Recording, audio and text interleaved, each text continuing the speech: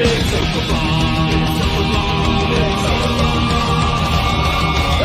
night in with Mauler and the drinker, getting trashed with the web-screen thinkers. A cheap night cause I'm feeling kinda thrifty, got a 10-pack of beers and a bottle of whiskey. Hop off the cork, have a glass of wine, as they'll say, I'll be fine. Trouble walking in a straight line, but pour me a Pinot Noir. It's open bar with our hosts, Mauler and the critical drinker.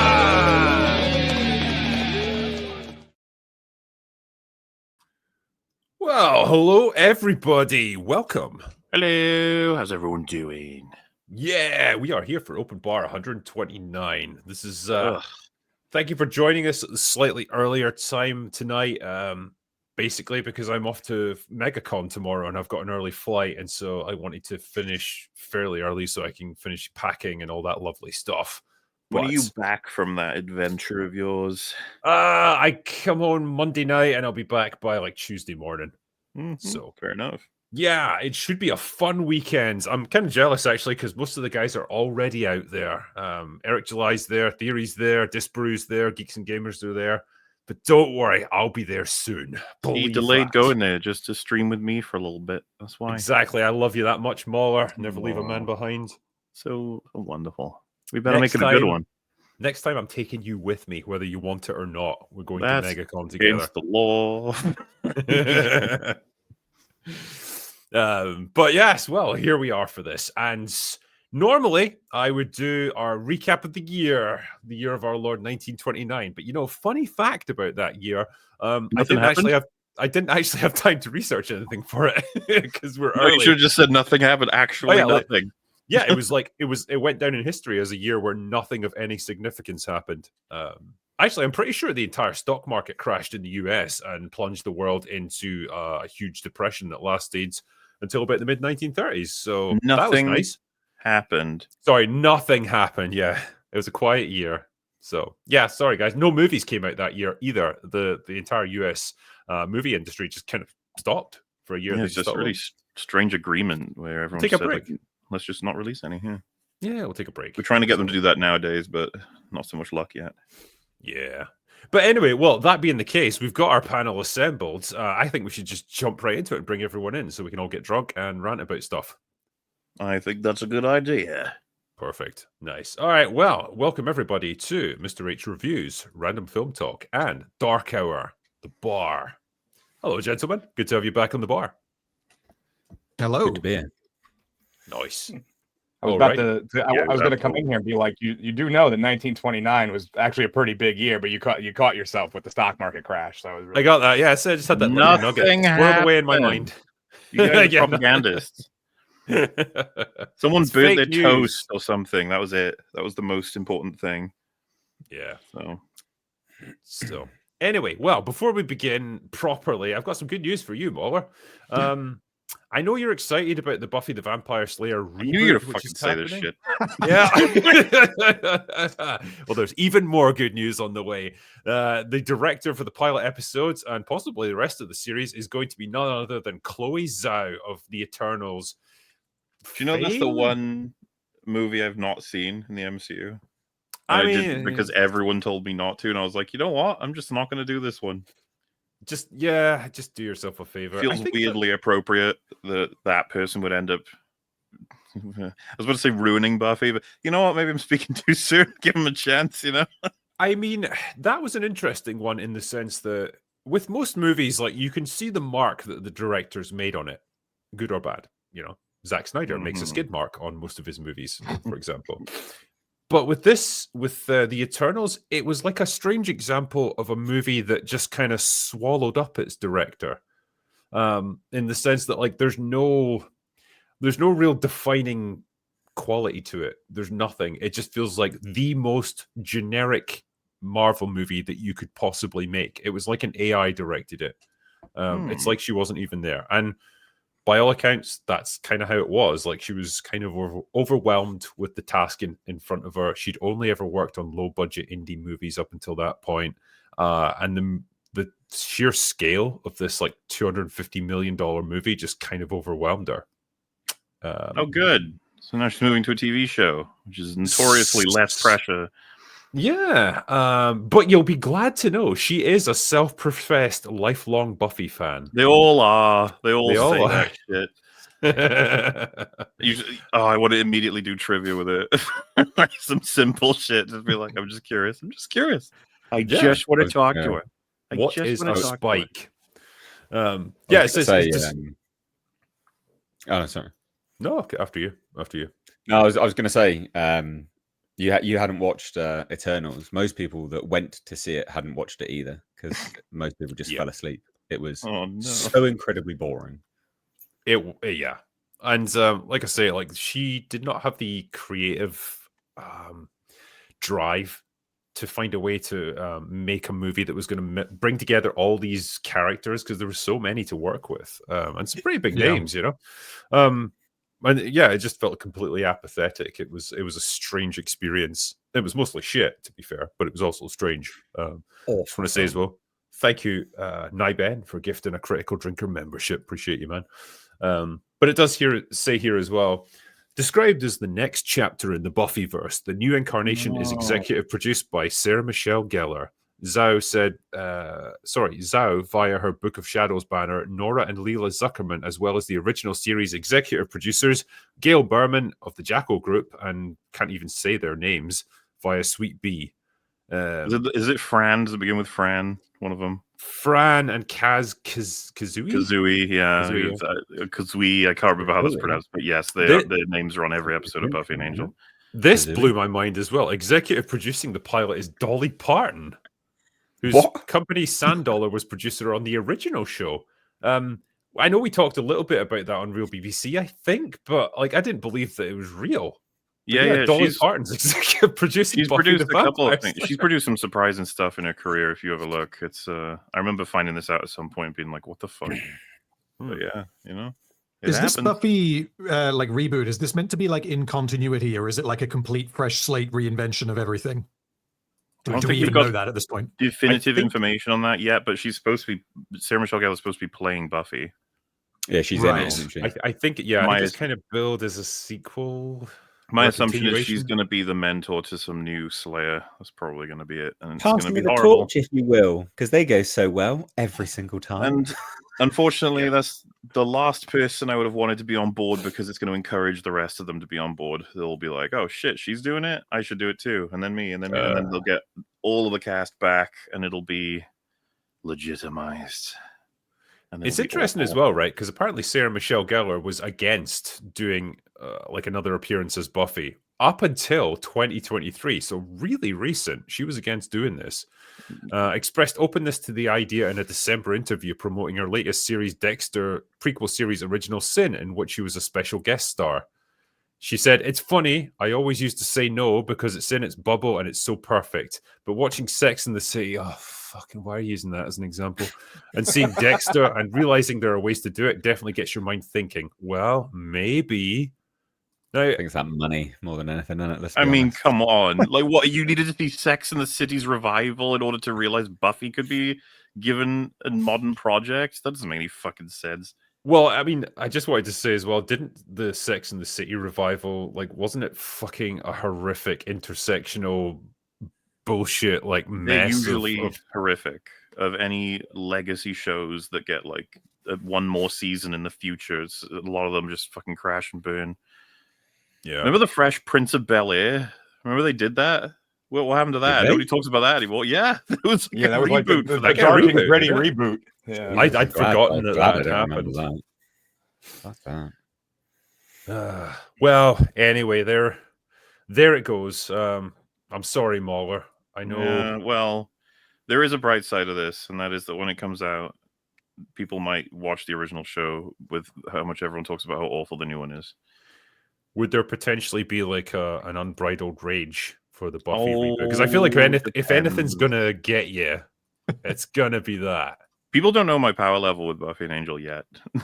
What's above rage, though? Like, what would be above rage? I think we need a new term. It would be like unbridled. whatever would be above her age. I mean, I've already kind of maxed it out with it. I think Cataclysm was one of them. So Yeah, it feels like that's probably a Unbridled Apocalypse, maybe. Yeah, Apocalypse, Black Hole, something like that. Something cosmic. Cosmic unbridled destruction. murder. It's his shortest video ever because he just screams. He just and it's the whole video. Here's a take as well. Eddie Krams says everyone knows that movie Buffy is the best Buffy. No need to agree with me, Mauler. I can hear the clacking of your keyboard from here, typing in agreement. Hey man, if you like Kristen Swanson, you go right ahead. I'm not going to stop you. They actually had serious talks about putting her into the TV show after the movie, but I think the fear was like that she was too old by that point, and they would struggle to make her work as a high school student. Mm-hmm. Hence Sarah Michelle Gellar. It's going to be weird if this thing eventually does come out, but yeah, I'll be watching it, and I'll be very angry if they get one thing wrong. But then when they bring in all my fucking favorite characters and make them 10 million years old when they shouldn't even be aging because they're vampires, I'm just waiting for them to say like, you must have said the magic of the world has been altered and vampires now. Fuck you. They had this exact same problem with Data from Star Trek The Next Generation. He's supposed to be an android. He's supposed to say exactly the same, but clearly Brent Spiner was getting older and older. And by Picard, they just said, fuck it. He's like old and fat now. Let's just use him. They did a similar thing with the Terminator as well, in obviously that movie that everyone definitely watched, didn't they? Yeah. Terminator's aged now. The Terminator movie. Androids, robots, and fucking vampires, and all of them have to age up. They have to find a way. James Masters and Brent Spiner have both said about their separate shows that they're not going to come back once they get too old because they can't be playing the character. Brent Spiner, I guess the reasoning is they parked enough money in front of his house. He was like, all right, fine. And the same thing will happen with James Masters. He'll fold to a lot of amount of money, but it would ultimately be a thing of like, you don't want to miss out on everyone getting back together. You don't want to cancel the project by not turning up. I think I said this on Real BBC at some point, but just, I wouldn't even blame them because they're going to be like, well, all of my friends from that long ago it's almost like a fun thing to do as like a reunion, let alone making the thing. Do you think they'll do like a Gary King from World's End where it's like they call each friend and just say like, oh, well, everyone else is in. Aren't you going to do it? And it's like just totally lying. Like, you don't want to be... Unironically, you won't want to be the one left out, would you? You'd be like, no, I'll do it as well. I mean, I'm pretty sure Xander's going to be left out, but... Dude, there are characters that are dead that are talking about coming back. And I was like, I know you want to do a reunion, but you die. I guess the problem you have is like a lot of these people probably haven't gone on to great things in the past 20 years. And so maybe they're just like, yeah, this is like my last shot to like have a little... They would absolutely bit of time in the limelight, come back for a little bit. Well, and there's that fleeting hope for a lot of them that this could be a big show, but it probably won't be. Yeah, that's gonna be terrible. Like no one's gonna watch this. I mean, you obviously will. But generally speaking, no one's gonna watch this. I mean, whenever they do these revivals and things, like who's the target audience? At the end of the day, who's the target audience? You're passing the torch on to new people. 20-year-olds now, or well, not 20-year-olds now, but whatever the age group, they're not going to care about this. They're too busy watching TikToks. They don't give a shit about this. They're not going to care. This is going to absolutely bomb. It's going to be a nuclear disaster. No, they always do this. They always do this, and they never have a clear. Like they're doing a revival of bloody X-Files for God's sake, and they're trying to make it diverse, as if the first one wasn't diverse. Please just let the X-Files die. Like, because when was the last time they did one? Was it like 2019 or something? It was like maybe 5-6 years ago. One. Billy Connolly in one of them or something. Probably. Let's throw every piece of shit you've got at the wall and see what sticks. But yeah, like that just felt obligatory and just like the actors are just there for a quick cash grab. Like, please just stop. Like the X-Files was a product of the 90s. Like, let's just leave it there. Well, no such luck. Yeah, as usual. It is funny though, because we often have that conversation of like what's left IP wise, and Buffy is one of them. It's like they haven't touched that yet. It's like they will, and it'll be crossed off the fucking list. That's how it works. It's one. There's always going to be TV shows, especially because we feel like, you know, we've talked about movie franchises and stuff, and they have kind of strip mined most of the biggies, but like TV is a bigger ocean that they can, dredge. And so, yeah, there's stuff like that they can definitely bring back. Yeah. Garfield's asking me, Drinker, have you called ahead to all the bars in the Florida region and warned them of an impending alcohol shortage pending your arrival to the States? I like to just show up unexpected. It's better that way. You catch them off guard. You get better deals that way. But yeah, very much looking forward to spending the weekend in Florida and getting some sun as well. Like, fucking hell, my skin's like translucent at this point. Orlando. We'll go to MegaCon. Yeah, I don't know where it is. I was going to say, if you're in Miami, I know some bars there, quite nice. Orlando's central Florida. It's like dead center, basically. Yeah, I think I'm just saying I didn't know where MegaCon was. Yeah. I think on this Saturday night, we're having a fan meetup at Universal City Walk. It's like the Red Coconut Club. So we did that last year, and it was fucking carnage. But yeah, should be fun. Anyway, so yeah, Buffy, we're probably not too optimistic. Buffy dead, anyway. Buffy dead. On a lighter note, Camembert Larson. We remember her from back in the day. She was kind of a big deal, like 5 or 6 years ago. Man's joke right there. Yeah. She's been kind of quiet in recent years. I honestly, it feels like a lovely little trip down memory lane that I'm even mentioning her at this point, because it's been quite a while. But she was doing an interview with the Daily Telegraph, right? Because she's promoting her new play Electra, which is playing in the West End in London, and the talk soon turned to the subject of misogyny and backlash against her casting as Captain Marvel. Naturally. Because I guess they just couldn't let that one go from like so long ago.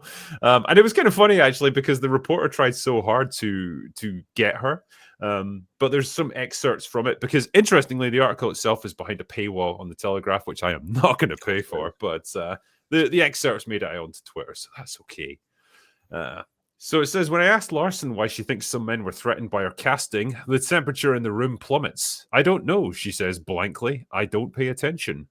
I ask if not paying attention is her way of dealing with the misogyny. A few seconds of chilly silence passed before she replies, what I would like you to see is that by continuing this conversation, you're putting me in connection with something that has nothing to do with me. Which is interesting. I think that's legendary. I think there's some good. She has learned.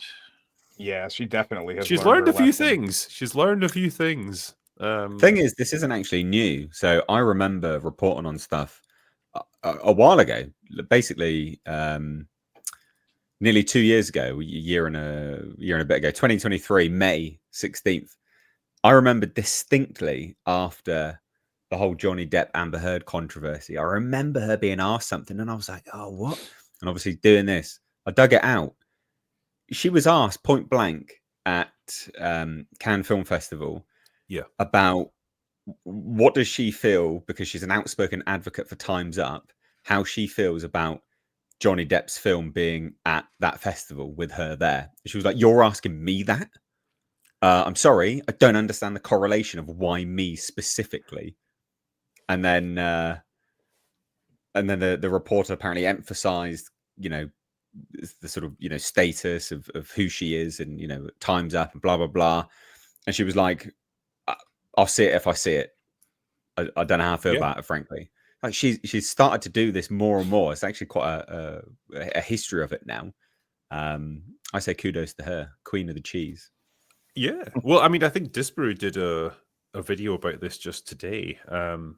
From his hotel room in Orlando, but basically saying that she's recognized the fact that reporters are not your friends. Like, journalists are not your friends. If anything, they're your enemy. And all they're really doing is trying to get something controversial out of you. It's literally that meme of like the kid poking the dead body, going like, "Come on, do something, like say something controversial."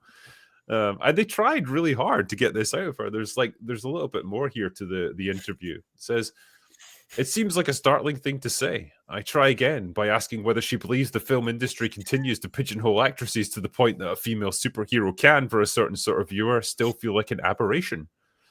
I don't think there is a way for me to answer that, Larson replies, without it becoming a problem for me. Then her publicist intervenes to ask me to move on to the next question. I honestly wish that interview was recorded. Yeah, that's pretty extreme fishing right there. I think it is, because it's like you could tell they were getting frustrated. It's like the more she tries to stonewall them, the more they determined they were to get like that gotcha, or that soundbite that they could use.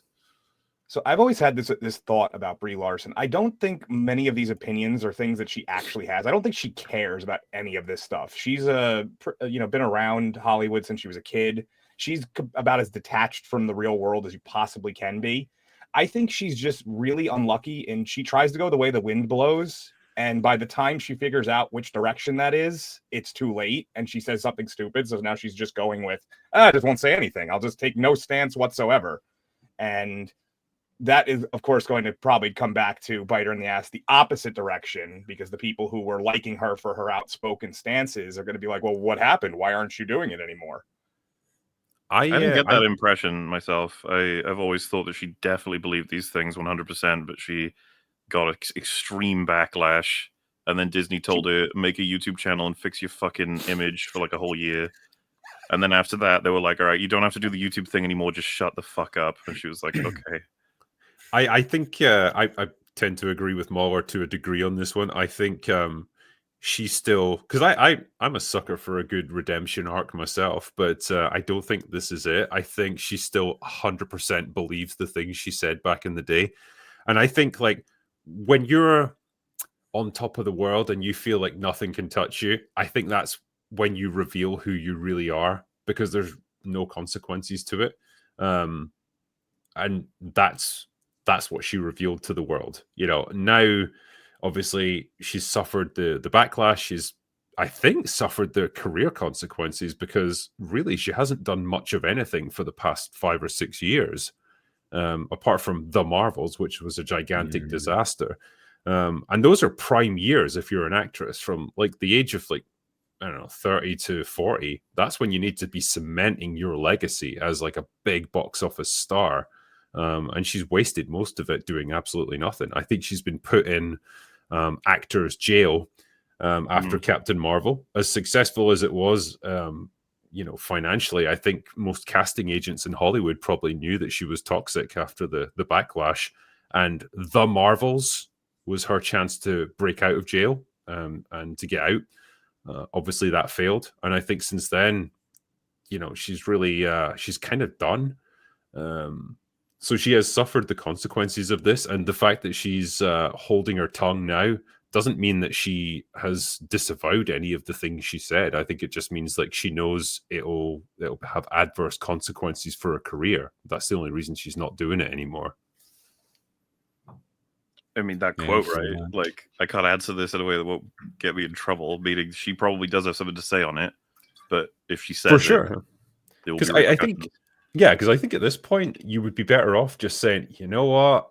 I said some really dumb stuff back in the day. Like, all the fame and success kind of went to my head, and I said a lot of stupid things. She's never going to say that. Well, exactly. She won't. But like, that's what I would recommend at this point if you wanted to rehabilitate your image.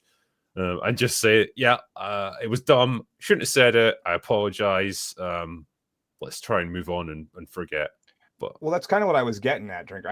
I think that she's just surrounded by her whole life. She's surrounded by a lot of people who kind of just tell her this is the world, this is what's going on. So maybe I misspoke in the way. Not that she doesn't believe it, but that she doesn't understand what she believes is kind of what I'm trying to say. Is she doesn't have any actual life experience with any of the stuff that she generally advocates for, and or it's an extreme version of what she's hearing from other people.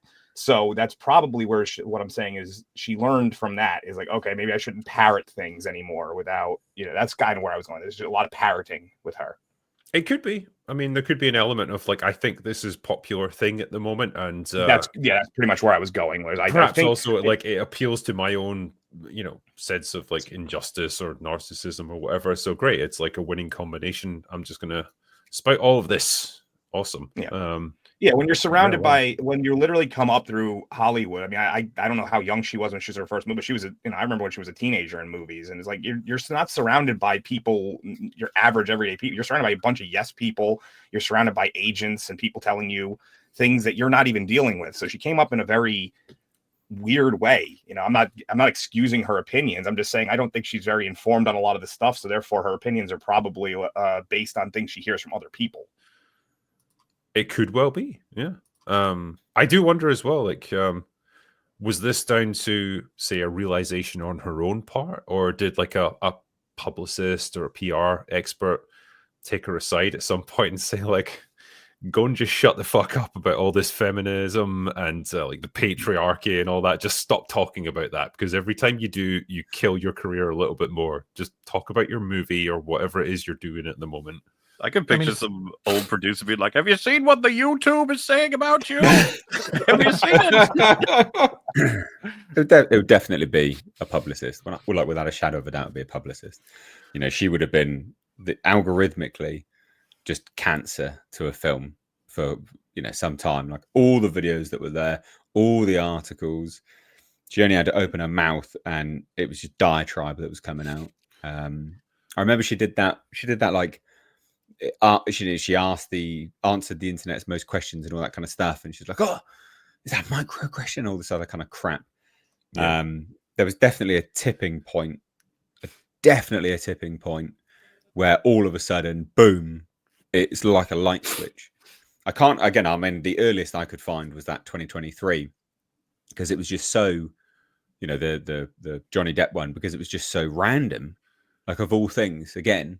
Her doing that speech. I don't care what a 40-year-old white dude's got to say. Yeah. I don't care about you. It wasn't made for you, blah, blah, blah. That woman would have jumped at the chance to be like, yeah, no, I think Johnny Depp's scum, actually, blah, blah, blah, blah, blah, blah, blah, blah, blah. And obviously, it's still the same woman, obviously. But clearly she's been told, no, you tone this shit right down. And like in all of her answers as well, like especially this one, it's deflection. It's not an opinion. It's just deflection. It's, well, I can't answer this, or why are you asking me this? I can't answer this unless blah, blah, blah. So she's not given an opinion either way. It makes her easier to look at, though. So at least there's that. Yeah.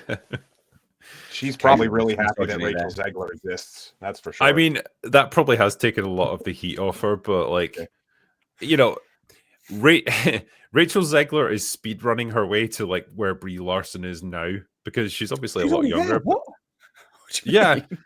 Well, yeah, but like I'm thinking of like she is what happens when several years elapse after the controversy, and like your career kind of goes nowhere. You start off with like someone who's a rising star, starting to get into bigger and bigger movies. In Larson's case, she got an Oscar for her work in Room. Which is all great stuff. And then after this particular thing, in her case, it was Captain Marvel. In Zegler's case, it's going to be Snow White. The career just flatlines, and there's no major roles. Nothing's going on. And then, boom, you're kind of done. Rachel Zegler is just at that tipping point because Snow White hasn't come out yet. So that will give her exposure, good or bad. And then probably the downward slide will happen after that. The main difference being that Rachel Zegler didn't have the Oscar, didn't have the success before. Every movie she's done has been a failure leading up to this big moment. So it's not even climbing a mountain that she's going to fall off of. She's just on a plane that goes to a cliff. That's it. There's nothing. She actually has nothing to fall from. I mean, I said this on Real BBC the other night. I call it the Jennifer Lawrence effect, where there's a very specific arc that these actresses go through.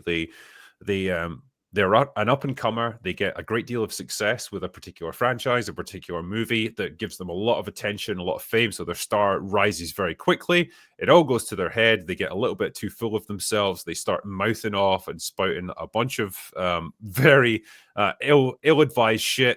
Starts to piss people off, and then they go on that downward trajectory. And it happened to Jennifer Lawrence over a period of, 7-8 years. Gradually descended into like mediocrity, and like no one really cares about her anymore. It happened to Brie Larson even quicker with Captain Marvel. And now it's happening almost instantly with Rachel Zegler. So like they're finding ways to be more efficient about their destruction, which is impressive. It's good to be efficient about things. In the case of like Jennifer Lawrence and Brie Larson, I can kind of understand it. Whereas with Rachel Zegler, I don't understand why she is doing this. If there's no one like reining her in, because she was in West Side Story, was her first movie, which I haven't seen. Supposedly it's quite good. Shazam 2, terrible. Hunger Games 4, terrible. And then 2 movies I've never heard of. And then we've got Snow White. This is not a woman who's had a decade of a career in Hollywood. Her first film was in 2021, and it seems like, what was it, a year ago that the Snow White trailer came out and she pissed everyone off? So her career lasted... She pissed people off for West Side Story. I don't know if you remember, but she stamped her feet about not being invited to the Oscars. So they made her a bloody presenter. I did not know. She stamped her feet. It was either like, so she's been pissing people off from the start. And also she played a pedo in Shazam 2, just as an FYI. So, I know about the Oscar thing where she whined about like West Side Story, like more of the cast should have got invited to the Oscars or something, or she should have been there, and then she ended up getting a presenting gig there. Like they basically caved to her because she was diverse, and she felt like she was owed something because of that. And so they said, "Oh, we don't want to offend you." And so that was it. I think that more pissed off people within the industry. I don't know how many people in like the general public were aware that was happening. Like we obviously do because we're in that sphere, but yeah, it's like you can tell that they tried to rehabilitate her image a little bit. Like she did that sit down interview with Halle Bailey from The Little Mermaid, where they talked about their mutual love for the Disney franchises that they were part of. Awful. Yeah, but it's like it was awful, but like you could see what they were trying to do there. Like she was very like styled and manicured. She was very soft spoken and feminine, and she was talking about how much she loved this movie and she respected it so much. And like she was trying to play a role of someone who was like a professional actress who was respectful of the source material. But again, it goes back to the point I made before, where a person reveals themselves when they think they're untouchable, when they're top of the world and they think they can say and do whatever they want. That's when the real person comes out. And that's who she was in all those interviews where she's mouthing off about like it's weird with the prince being like a stalker and the original movie was shit and we're putting our spin on it and all that other crap.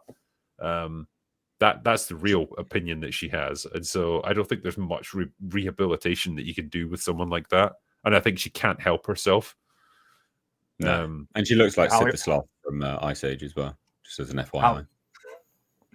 Well, I think she even like she came into conflict with Gal Gadot for obvious reasons, because like Rachel Zegler's like current Hollywood thing, pro-Palestine, yay, Gal Gadot's Israeli, that's not going to play well with her. So yeah, imagine the tension there. Made the movie interesting. Every time she opens her mouth, it's bad. They had those actor strikes, didn't they?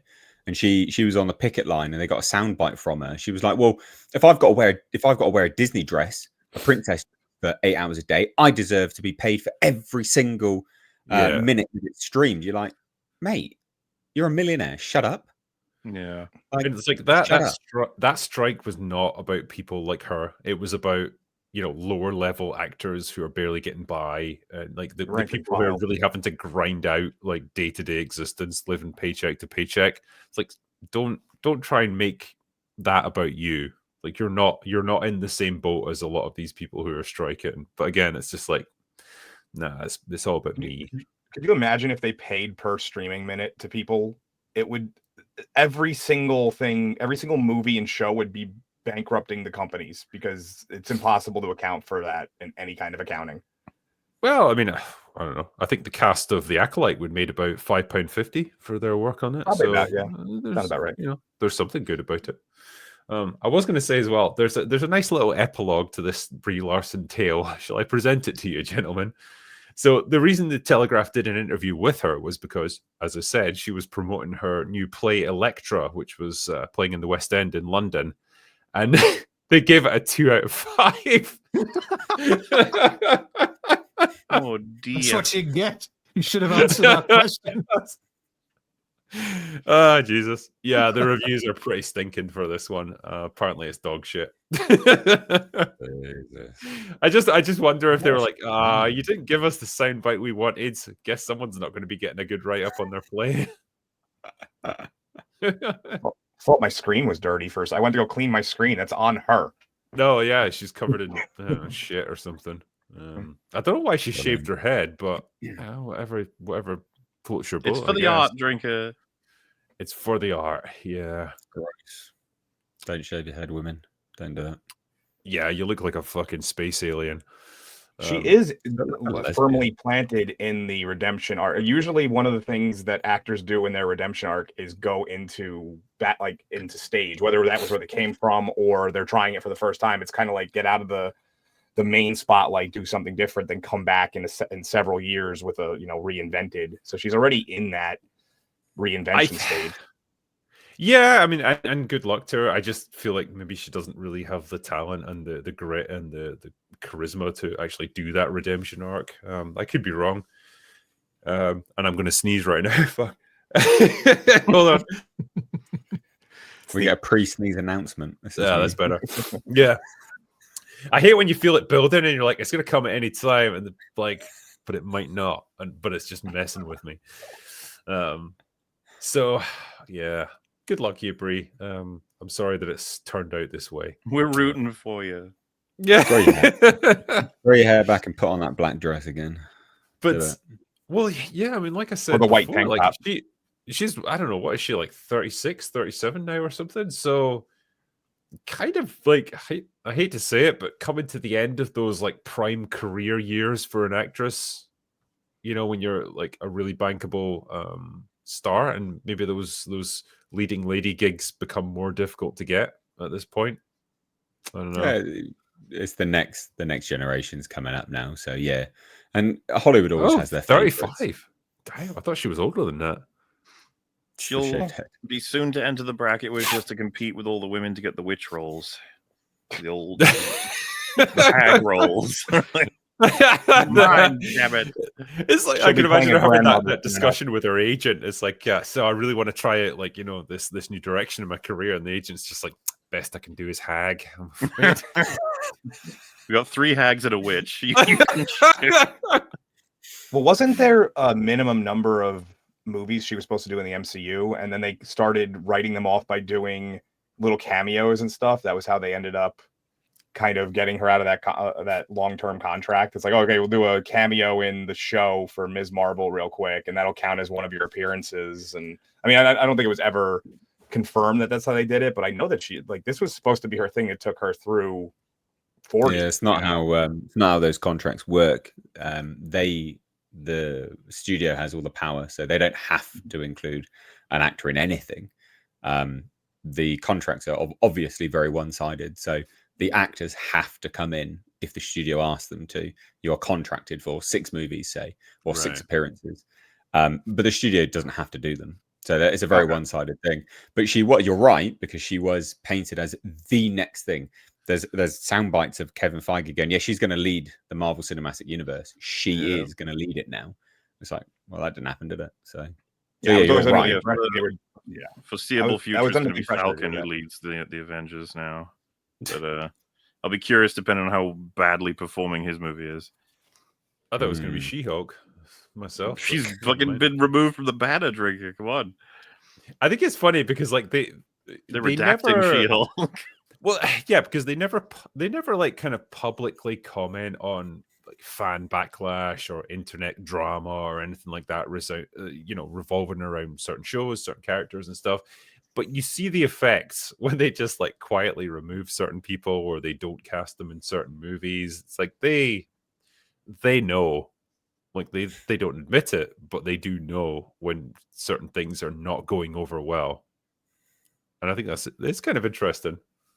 Because yeah, like we see it in their choices for what movies they're making. It's really obvious, isn't it? It's like the Marvels was catastrophically bad. That's done significant damage to Brie Larson's hopes and dreams in the MCU. But I don't think she has many hopes and dreams in the MCU anymore. Like she doesn't care about it herself. By the way, the first clue, if you're eagle-eyed about it and you pay attention to the Marvel intro at the beginning of every movie or every show, they change it a little bit for each one as characters become added or subtracted. Like Tony Stark, for instance, might be less, prominent. But if you see a character really get removed quickly, that's pretty much the first clue that they're losing faith in them, because they don't even want to put them in the logo crawl or whatever you want to call it anymore. Yeah. Is there something you detected with that, or? Oh no, I'm just saying I've noticed it in the past. I'm not saying right now at this moment there's not one that I'm seeing, but I know that you get used to it after you see the same thing over and over again, and eventually you're like, wait a minute, wasn't this character at that point? Then you just notice they're not there anymore. It's like the first hint that they're either not being used or they're being phased out. I mean, a lot of them are very custom per movie now, right? Like they'll give them used to be a. I always assumed they reflected the current lineup of characters that were alive in the MCU. So, in certain. I mean, they still have Captain America, and they still have Iron Man. They still have a lot of the characters who have gone on. What I mean by de-emphasize them. A custom one, like for example, with Captain Falcon's movie, the intro might be a montage of the 3 Cap films and all of the scenes that have Sam in them. And be like, see, it was all like this was so obvious. No one will know that because no one's going to watch that movie. Yeah. I mean, we have true fans. I say that, but yeah, I'm going to have to fucking watch that film. But yeah, God, there was there was a question here from someone. Super chat. What was it? Oh, it's released on Valentine's Day as well. God. Damn. Yeah, that's right. Oh, right. No, it wasn't. It wasn't Captain America. It was to do with budgets, though. Says Drinker and Panel. Do you think with the Fantastic Four, smaller budget, Marvel will claim it's going to be a success, even if it takes less than $400 million? What is the budget? Yeah, what is the budget? So let me see. I don't know if they've released it yet. I don't think there's been speculation on that. I don't get the impression that it's gone through horrific reshoots like Captain America. It is very CGI heavy, though. Oh yeah. So from what I'm seeing on Google, it's saying 120 million, which I don't believe for a second. BA. The thing about Fantastic Four is they shot a large portion of that in the UK, I believe. So I think it was the UK. So we will actually that will get revealed because they have to file it in taxes. But I can't imagine it's 120, did you say? That can't be right. Yeah. If it's anywhere near that, like most of their movies are like a minimum of sort of 200 million. I mean, yeah, it's like the entry point, isn't it? 200. Yeah. And then it's that 200 upwards, really. It's because every single one of them is so CGI heavy that they have to pay all that extra just on the back end. You would think that would also apply to Fantastic Four, though. Like, it's not a. I mean, all of them need CGI, all all the characters' powers. Yeah, sure, exactly. But like I'm just comparing it to like the original Deadpool that was made for like 60 million or something, because it was a relatively stripped down movie compared to Deadpool and Wolverine, which cost 200 and however much. Yeah, true. I mean, I guess with the original Deadpool, that was like a result of the studio having absolutely no faith that this would be a success. Because Ryan Reynolds had nothing but flops for like the past 10 years, and no one knew if Deadpool would work. So, but that it worked out great because the movie had a tiny budget and it was a huge success financially. So, like the returns were amazing. Obviously, they've grown and grown with each subsequent movie. I don't know what the budget for Deadpool and Wolverine actually was. It's got to be minimum 200. I was going to say probably closer to 250. I know that Deadpool 2 was about 150, I think. It was about 3 times what Deadpool 1 was. So it claims that the budget was 200 million for Deadpool and Wolverine. I can see that. I think that's reasonable, probably, for what you got.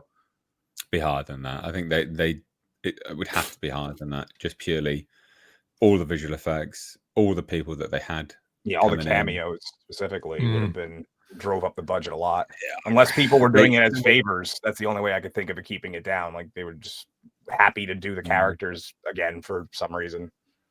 I mean, I think there was part of that as well, like doing a favor for a friend. Yeah. Yeah. Yeah, because sometimes that's, that used to be a way to keep a lot of budgets for especially like action movies in the 90s down, because everybody owed like Arnold a favor, so they'd all go and do something for free for him and stuff.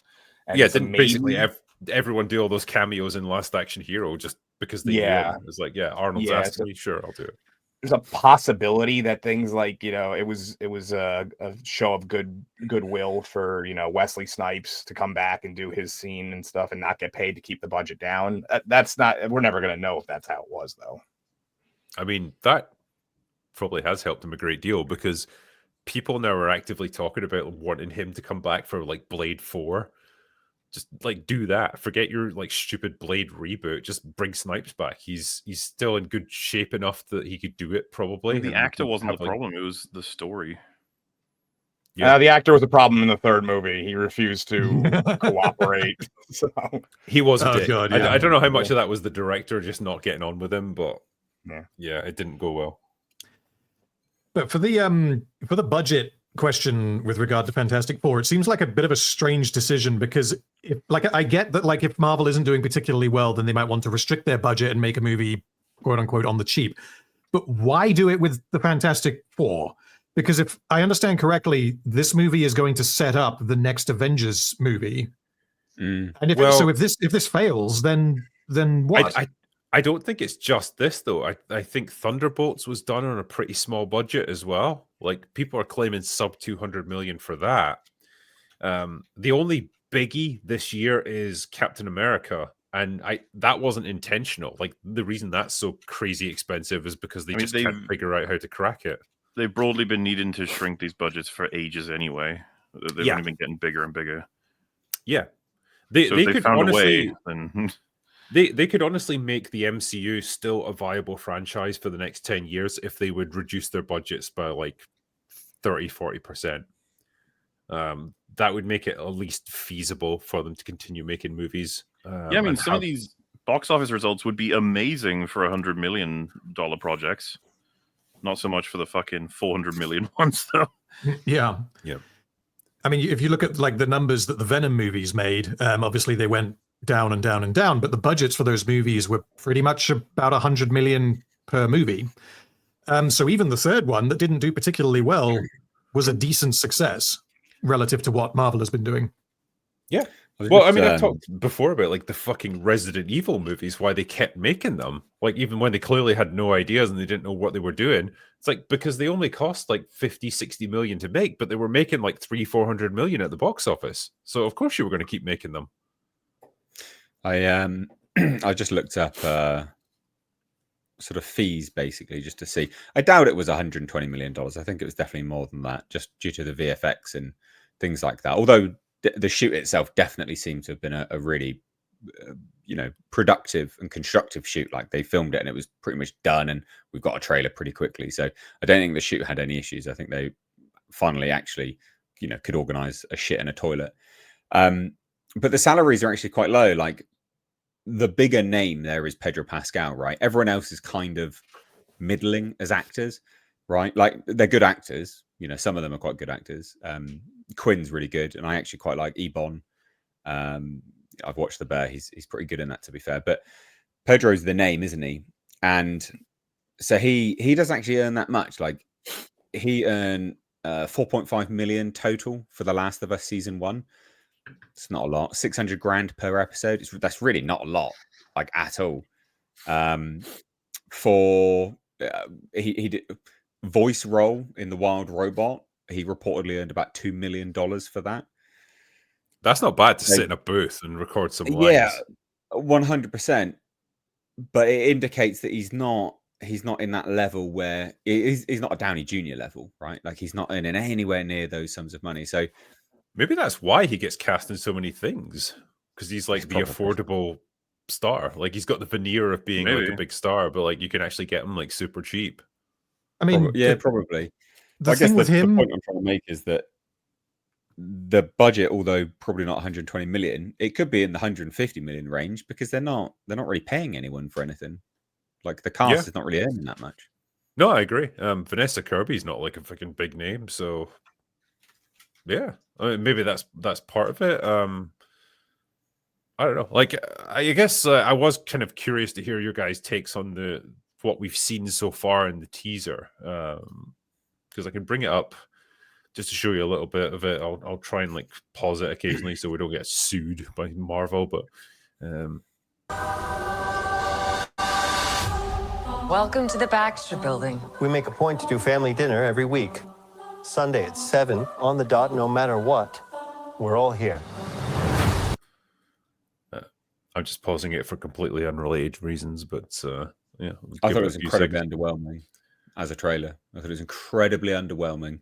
I don't like that voice he's got for Reed already. Yeah, I didn't really like Pedro it. Pascal, doesn't he? He's trying to like, because it's quite clipped and it's very like 1960s TV presenter-ish. Which obviously is what they're going for. Like they've got that kind of retro futuristic look going on with the set design and everything. And he is a scientist, so I get what he's going for with this one. I don't know. Like I kind of wish he would shave his fucking mustache off. Like Reed Richards isn't supposed to have a tash. Even I know that, and I'm not even a fucking comic book guy. I was going to ask with the the cars and the set design and all the rest of it. It looks like you say, like sort of 1960s.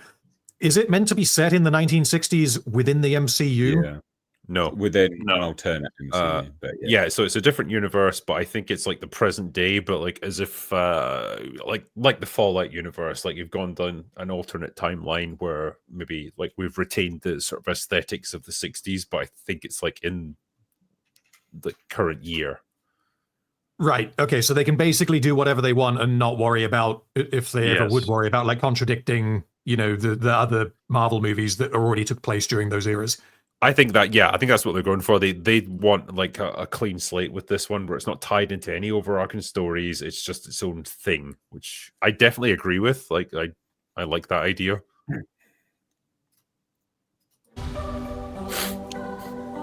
Herbie, how's that sauce coming? Yeah, I'll be the judge of that.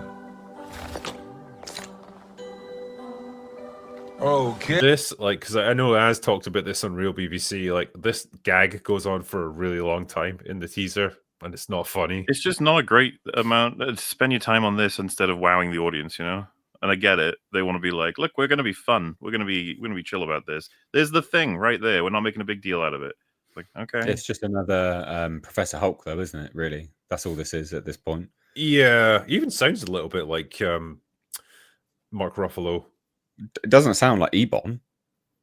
No, like, he and also this gag, just as an FYI, this is almost like a callback to The Bear. By the way, if you've not watched it, oh really? So it's a cooking show, right? That's what The Bear is, and this is very reminiscent of things that his character would say in The Bear. I didn't realize it was the same guy, because he is incredible in that show, isn't he? He's brilliant, and this awful performance. What are they doing? By comparison, the guy, the actor, also shows up very briefly in Andor, in season 1 of Andor. He's the guy. He's Skeen. Is that the guy? I can't remember the guy's name, but yeah, I'm pretty sure he's he was in it like 2 or 3 episodes.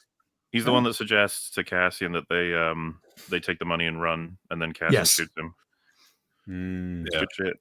But yeah, like people are pointing out, like the voice doesn't sound like it's clobbering time kind of style. But his actual voice does sound a bit like that. That's the weird thing. Yeah, it's like Can everyone hear me now? Yeah, we can hear you. Okay, yeah, sorry. I think my sound was out because I was trying to say something before and like no one reacted to it, and then someone in the chat said they thought I was muted. So I just restarted everything. We were too polite to say we were just actually ignoring you. Sorry. Well, sorry, I missed some of the trailer stuff, but no, it's cool. We'll carry on a little bit. Is this guy good or what? I want to add a couple cloves of garlic. Not because it's not delicious. I just want to add a little bit of zip. Okay?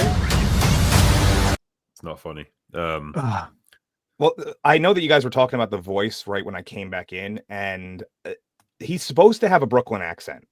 That's one of the main things about the thing is that he's very entrenched in his Brooklyn origin.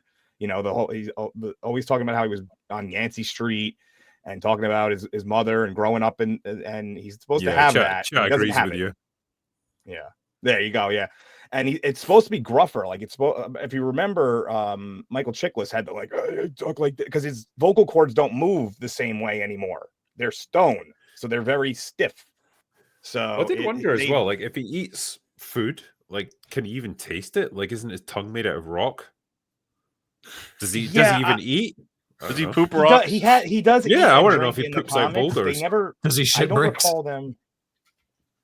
I don't recall them ever having a story about him not being able to taste. That might have been in. After a while I stopped because, but the whole like setup for him just feels very like the actor had no idea how he was supposed to play this character. It's interesting as well. People in chat are really answering this one. Like, depends on the artist. Some people draw him with a normal inside of his mouth. Okay. Yeah, I mean, sure. Do I have him up here? I probably the one that is most well known would be the John Byrne run, and I think if I recall correctly, he had a regular tongue with John Byrne. Yeah, that was the run that most people think of when they think of the Thing, because that was his like solo run. Real question: does he come gravel or sand though? Well, there's that scene in Mallrats where the character meets Stan Lee and he's like, "Is this dork orange rock like the rest of his body?" It's like, yeah, that's a superhero secret. You know, you can't know that. But yeah, I just find it amazing how he looks so fake, and the plastic looking one from 2005 looks better. I don't know. Like they've obviously like they're doing CGI with this. I don't think he looks terrible. I think. Yeah, he just doesn't look like he looks. The scene. I don't know. I mean, probably everything in this scene is CGI. Put him on screen, Drinker. What's that? Put him on screen so we can see him. All right, hold on. Definitely looks better than the one from Fantastic, though. Oh yes, yeah, that one looked terrible. Yeah, but I think that looks fine for what it is. Like, because if you think like probably everything in that scene is CGI, the robot, the background, the thing. I'm not looking at him and thinking like, oh wow, that looks so fake. It's not Ant-Man Quantum Mania. The costume that he's wearing obviously is fully CGI. I think that's going to end up looking real bad in the film because it's going to be offset against actual costumes. So I mean, we don't know yet. I haven't seen it, but I think it's going to look real bad. I'm going to say as well, like, I wonder if these costumes are a bit of a red herring and they're not actually real. And I say that because when we see them at the end, I'll see if I can skip forward to this.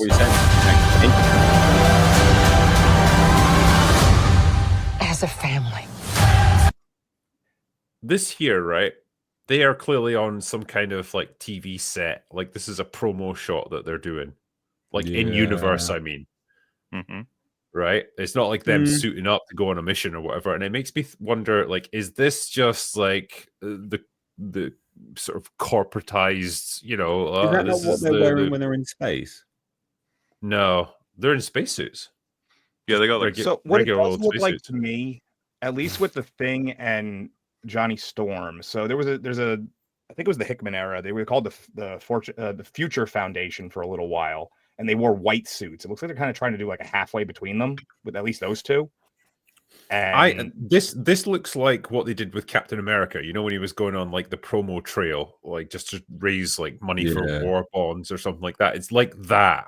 Like this is what they're trying to do to market them, but like they end up wearing something different in the actual movie when they have to do some fighting. Maybe. You know what I think when I see this is the lifts. How tall the lifts must be that Pedro Pascal's wearing, because he's a midget. He's a midget in real life. Yeah, he's small, man. He's a midget. So he must be in some serious lifts during this film. Like he's probably massive high heels wandering around. I did not know that. Tall. He's not tall at all. Not like, yeah, he's not a tall man. So just think about that when you're watching this film. I mean, this is the first time that. Oh, go ahead. Because he stood next. Like the closest comparison is like Vanessa Kirby. I don't know how tall she is, but like she looks about his height.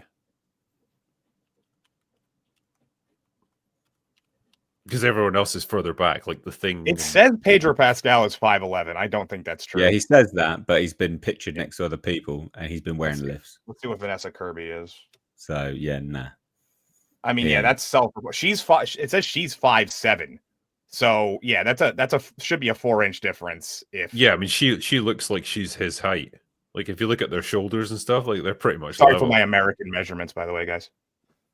No, we use feet and inches here in the UK as well, but he ain't. He's probably closer to like 5'8", 5'9", which I mean, yes, that's short. That comes off as short, but that's like the average height in the world for a lot of men. So it's like that's the average height, bro. That's a good height for a medieval man. Okay. I will say this about the thing. They finally got the eyebrows right, because it's supposed to have like very pronounced, unibrow. Yeah, like brow ridges. Yeah. I always think, If I could turn invisible, Ben wasn't a rock. The best pilot in the world right here. Yeah. Best looking, he means. Yeah, I mean, you kind of see it there. Yeah, and that's comic accurate, isn't it? As far as I know. Yeah, whether or not people are going to like that because of how it's comic accurate, I don't know. But at least they got it right. The thing is supposed to look really like weird and silly anyway. So, if nothing else, I like the fact that they seem to have just embraced the whole comic origins of this and just said, right, we're going to be, we're going to go as close to this as we can to make it work. We're not going to try and make as far as I know, like I could be wrong with the outfits. In terms of it being a promo thing, but like from what we've seen so far, it's like we know this doesn't look like the coolest it could possibly look. We're not going to try and do like what they did with Fan 4 stick or anything. We're just going to stick with the comic accurate like light blue thing, and make it work. And I think there's something kind of admirable about that. Maybe this is the start of a new direction for them, where they're a bit more bold in terms of. Not feeling like they have to like make things as cool as possible for modern audiences. They're just going to like appeal more to that hardcore comic audience, which I think again would work if you had a smaller budget to work with, and you don't need to make crazy amounts of money in order to break even with this. You can appeal to more of a niche audience that's into the comics and respects that lore more than just like mass market appeal.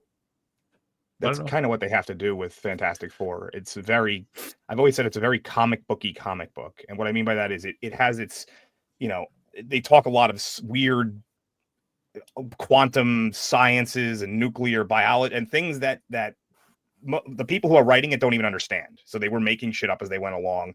It just was very nonsensical. A lot of the villains were either forgettable, like Mole Man, who's a joke, or, somebody... try to pull like a random one out, like Ego the Living Planet, who we already had, but they did differently. The Beyonder characters that we haven't seen yet. But they always just with the movies, they always just go right to Doctor Doom and Galactus. They're doing it here again, which seems like a bit of a jump to go right to Galactus. He's supposed to be the world threat, not the like local threat. Yeah, but they could always do him multiple times. Yeah, they actually defeat him That's or true. just like stave him off for a while? You never really defeat Galactus. That's the thing. He survived the Big Bang. He comes back from various things. It is a little. One thing I did notice, and I wanted to bring up, was there's a strategic lack of girl Silver Surfer in this teaser. Yeah, and we don't see Pedro Pascal, Reed Richards' abilities either. We see everyone else's. We don't see his, which I think it's going to look terrible as a result. Like you're hiding that. Of all the things to hide, why would you hide that? It's a tough one, isn't it? Like a stretchy man to make it not look goofy is not easy. It's not a power that looks cool no matter what you do. That's another one of those comic like things that you can't take seriously when it's on screen, which is I think the strength of the 2005 version is that they really played it off as a joke most of the time. So it's not a particularly good movie, but yeah, there's our female Silver Surfer. Is it the girl from Ozark? I think so. I don't fucking care. Well, no, I care because she's tiny in Ozark. I didn't realize she'd be playing. She was the one doing Silver Surfer. She's like 5 foot. Yeah, but won't she be all CGI mocapped? Well, are they only taking her face, or are they? Well, I mean, the Silver Surfer, like by their, she's silver. By their design, like they have to be pretty much CGI'd because there's no way you can have a human play them. Like they can literally just put her face on any body. Well, sure, but you usually have like a guy in a suit, right? Like a green suit, mocap suit. Whatever. Yeah. But then you can she could just be doing the voice potentially. CGI it up to any sort of size you want, I suppose. Somebody mentioned it in the chat, and I was actually going to bring it up. I don't understand this. So somebody mentioned Nova, Frankie Ray. So they do actually. There has been female heralds of Galactus before. I don't know why they didn't just go the route of having. If you wanted to do the Silver Surfer, have the Norrin Rad Silver Surfer that everyone knows, and just slowly set up for maybe the third movie, which they're going to do anyway. They're going to set up for all these things. Set up Frankie Ray, who is Johnny Storm's girlfriend. Then she gets powers. Then she becomes the female herald. Why not just go that route? It seems so you need weird. Any compromises. Just make the normal Silver Surfer. This shit's stupid. I'm saying, like, if they really want a female herald, they could have set up for it without having to do this. And do Silver Surfer's cool as hell. I don't know why they. Silver Surfer is one of the most powerful heroes too. So it's people in chat are saying as well, like they're going to have a guy do the mocap for the most Probably part until it has her reveal. Just like Task. Yeah, ass blaster. Because in the trailer we see Galactus, and I'm a bit of a noob when it comes to comic books. Can someone explain how Galactus fits in with the alternate universe, Tony Stark, Doctor Doom thing that we're inevitably getting? Yeah, it's just multiverse. That's it. Galactus is always essentially he is not the Eternal. He's one of the. I can't remember the name. All of a sudden, he's like basically on the same plane as like the Celestials in terms of power. And so if you were to put him in a ring with Thanos, what would happen? It depends. Now, if Thanos has the Infinity Gauntlet, obviously he's beyond that. But the base form Thanos versus Galactus wins. He basically. That's obvious. Base form Thanos is just the Hulk. But not as well. Depends. So, and Galactus eats planets. Yes. One of my favorite aspects of Galactus is that he's really not a villain. He just is. It's like he's no more of a villain than a lion eating an antelope. To the antelope, it seems like you're evil, but it's just him it's just what you do to sustain. That's my favorite aspect of him. Yeah. So is he more like a force of nature? Like he just exists to consume and then move on? Exactly. Yeah, he doesn't. It's not. There's nothing personal about it. You piss him off personally in that game, and he comes and gets you. Yeah. Well, I mean, I guess he still could have a vendetta, but for the most part, he doesn't consume planets. And that was one of the things that Silver Surfer used to do, was kind of like lead him away from population centers for a while. And then eventually, when the Silver Surfer is no longer his herald, he gets other ones. There's a lot of them. Oh well. Yeah, I could go on for hours about that, but I'm sure that the chat would rather that not be. It does not turn into a history of Galactus moment. Yeah, but no, I get in terms of I guess the wider context of this movie within the MCU, I do get the impression that this is something they're hanging their hopes on. Like they hope that this is going to be a massive hit. This is going to take the MCU in a new direction. And it's going to be now built around things like the Fantastic Four, the X-Men that are going to come out. And they are to some extent leaving behind the old MCU that we've seen for the past 10, 15 years. That'll end with the two Avengers films. And then this is like the pieces of building the next MCU. Yeah. I do at least, I'll give them credit for trying to take it in a new direction and recognizing what we've done is a bit stale now. We can't keep just doing the same thing. But is are they part doing of the point of things though? We're obviously gonna have to wait and see what the actual. Oh no! Oh, have we lost Drinker? Or I thought that was. I thought it was me. I thought. Well, what I was. He is frozen in the worst possible way. All I'm saying is the notion of a full He's not even timeline. Drinking. He's frozen without drinking. Oh my god! A full timeline reset isn't actually relevant unless they actually change their storytelling values. Unless they fix that shit, who cares if they go back to square one? It looks like Drinker agrees. Yeah, this is his worst fate ever. Just inches away from the drink the whole time, forever. That is tragic, isn't it? As a freeze frame from. I mean, I think it's gone we should be forever, worried because if that maybe like a bomb's just gone off in Scotland and the shockwave is on its way down here. Nothing. I don't need to worry at all. I'm very far away from the rest of you. It'll guys, get you this will eventually, become dog my hour. show. It'll just wipe us out first. I will take over. It will just be my show going forward. So, well, I guess we can talk about anything we want now that he's gone. Literally completely free. What have you guys been up to the past few days? Working on a car. Oh, yeah. Stressful. You haven't splattered with blood, have you? Yeah, I might have done. Yeah, it might be blood all over the front of the car, and yeah, it was Interesting fun. decal. This is what It was Drinker real gets for starting the show early. This is the normal start time. So I was going to say that means that someone was coming after him on the normal schedule, and then they were like, "Fuck, it's already been an hour." Tell us these things. Wait, was it Drinker's camera? Because it can't be his computer if the stream is still running. I mean, well, no, I think no. just The goes to stream another is person independent of after his that. computer. Yeah, stream which will I guess- keep running regardless. It would just latch okay. on to Mahler's internet at that point. I StreamYard think it whoever the next person is in line. Wait, does gets- it? No, it's a Yeah. StreamYard thing, so it'll still be running. You actually Yeah, I have to thought end even it if all on four of us StreamYard. left, this would still be going, right? Oh, Yep. hmm. Yep. If we all Which is- left, this would still be running. An interesting feature. Why don't we but, try that? Why don't we all just leave at should the I same ring time? him? See what happens. Do you think he's desperately trying to get back? Hey, I mean, dude, his computer might have shat itself. I guess. I don't... you alive?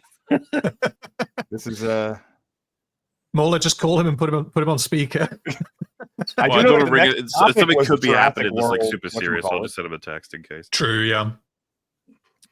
In which case, yeah, I mean, you know, I'll start drinking. Someone's has to be drinking at all times. So I'm on it. I said, "Hey, dude, you're alive." All he said was yes. And... All right, he said he'll be back in a second. So, well, you know what? I mean, in closing, somewhat of Fantastic Four. What are we expecting quality-wise? Any reason to be hopeful in any way? I think it'll be fine. I don't think this will be a film which brings the MCU back on track. I don't think the wider populace is that interested in it, generally speaking, and I think that the buzz surrounding Marvel as a whole has definitely declined. And you've got to remember, there's 2 movies before that film, right? And they're going to be dog shit. So the interest will decline even further. You've got Captain Falcon, Soldier Boy, and then you've got Thunderbolts. Those 2 movies, then leading into Fantastic Four, real bad. Bad. Well, one's not leading in because as in Thunderbolts later in the year. So we got true. We got Captain America, then we've got Fantastic Four, and then it's like Thunderbolts later in the year. Why have we seen I thought Thunderbolts? I was going to say that feels weird. I thought Thunderbolts was in does. Way closer. For some reason. I think there was less riding on Thunderbolts, so they were probably more confident with getting that out quicker. But I mean, you know, like nobody's going to Fantastic give a Four's shit about it. Nobody's going to watch it. Like it's just no one cares. Fantastic Four's been fast tracked quite a bit in terms of from the moment they started filming to now. It's not been the longest of productions. No, really quick for a Marvel it just film. feels like a leftover thing. Like just shit out some like easy action thriller. It's strange to me because I'm like, after everything that happened with Kang, Jonathan Majors, they obviously needed to change the direction that they were going to go with the MCU. So correct me if I'm wrong, but they've basically said that Robert Downey Jr., Dr. Doom, is going to be the big bad for the next Avengers movies. Both. Is that correct? Both. For the Fantastic Four. No, for the Avengers films. Yeah, that's That's a good question, actually. Because if they are doing that, then that means that this film has to succeed. Because if it doesn't, you're bringing in a villain from a movie that it would be like bringing in Captain Marvel to lead the Avengers after the failure that was the Marvels. So They'll probably commit anyway. Doctor Doom's not going to be in this Fantastic Four movie, is he? Like, well, you'll be in the after credit scene. I'd be shocked. Yeah, he's going to be in the after credit scenes for sure. That's the only way. They have to connect Doctor Doom somehow to this movie. There's no way they can't. Just an FYI, real quick. Thunderbolts does release before. Yeah, May, right? Yeah, it releases in May. Oh So shit! two Really? shit films before Fantastic Four. Oh shit! Well, I retract my statement. I apologize. I honestly thought it was coming out after Fantastic Four. So here's the thing about this is like, what would we consider even, because this could actually be the way that Fantastic Four is just historically not a powerhouse of a IP for the general public. This could be an amazing movie and still do terrible because it's just look at the track record of Fantastic Four. It's had canceled comics. Now, granted, there was some politics around that because Disney couldn't get the rights back and shit.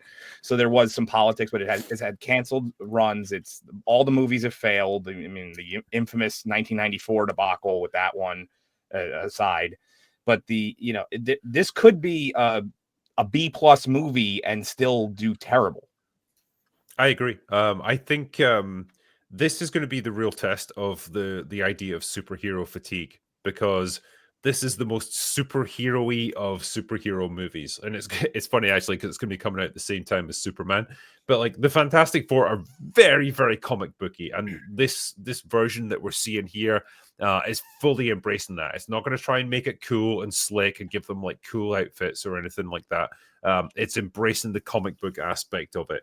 And if this doesn't work, that's kind of it, like for superhero movies, especially within the MCU. Like that's they are hanging so many of their hopes on this film succeeding, and if this doesn't work, they're kind of fucked.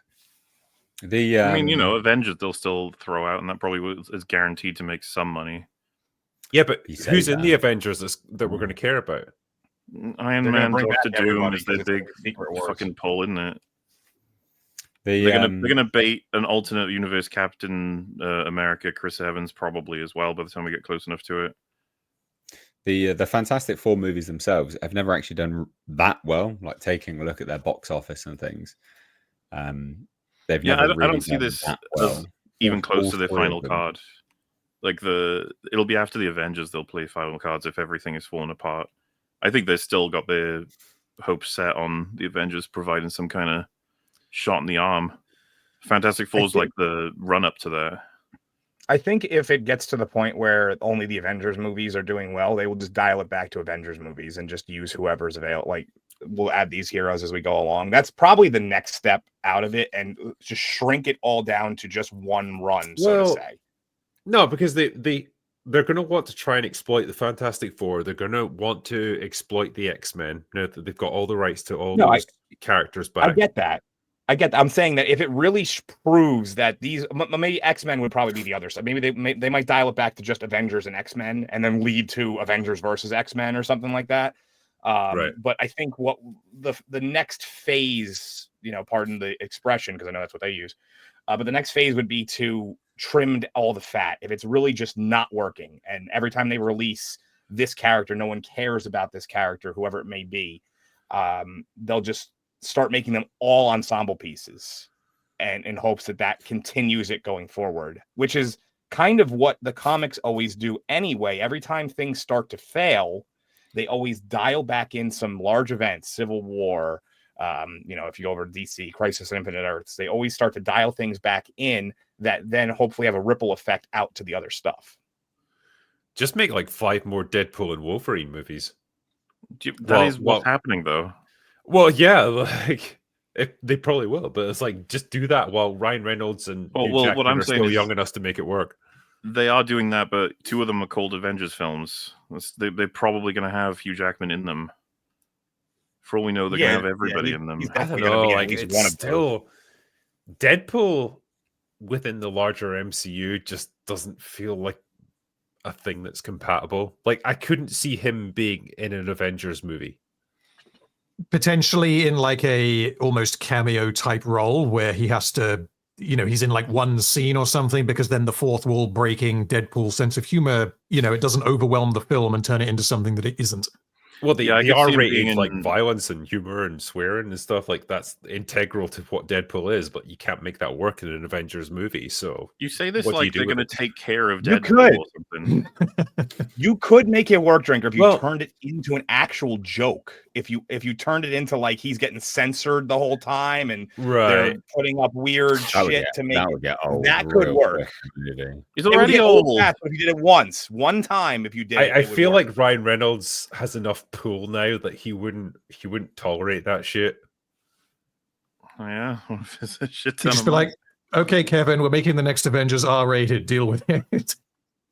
I don't know. Like I feel like he either wouldn't want to be involved in it because it would mean diluting the character, because it like I'm that is really not literally the even- one character that saved his career.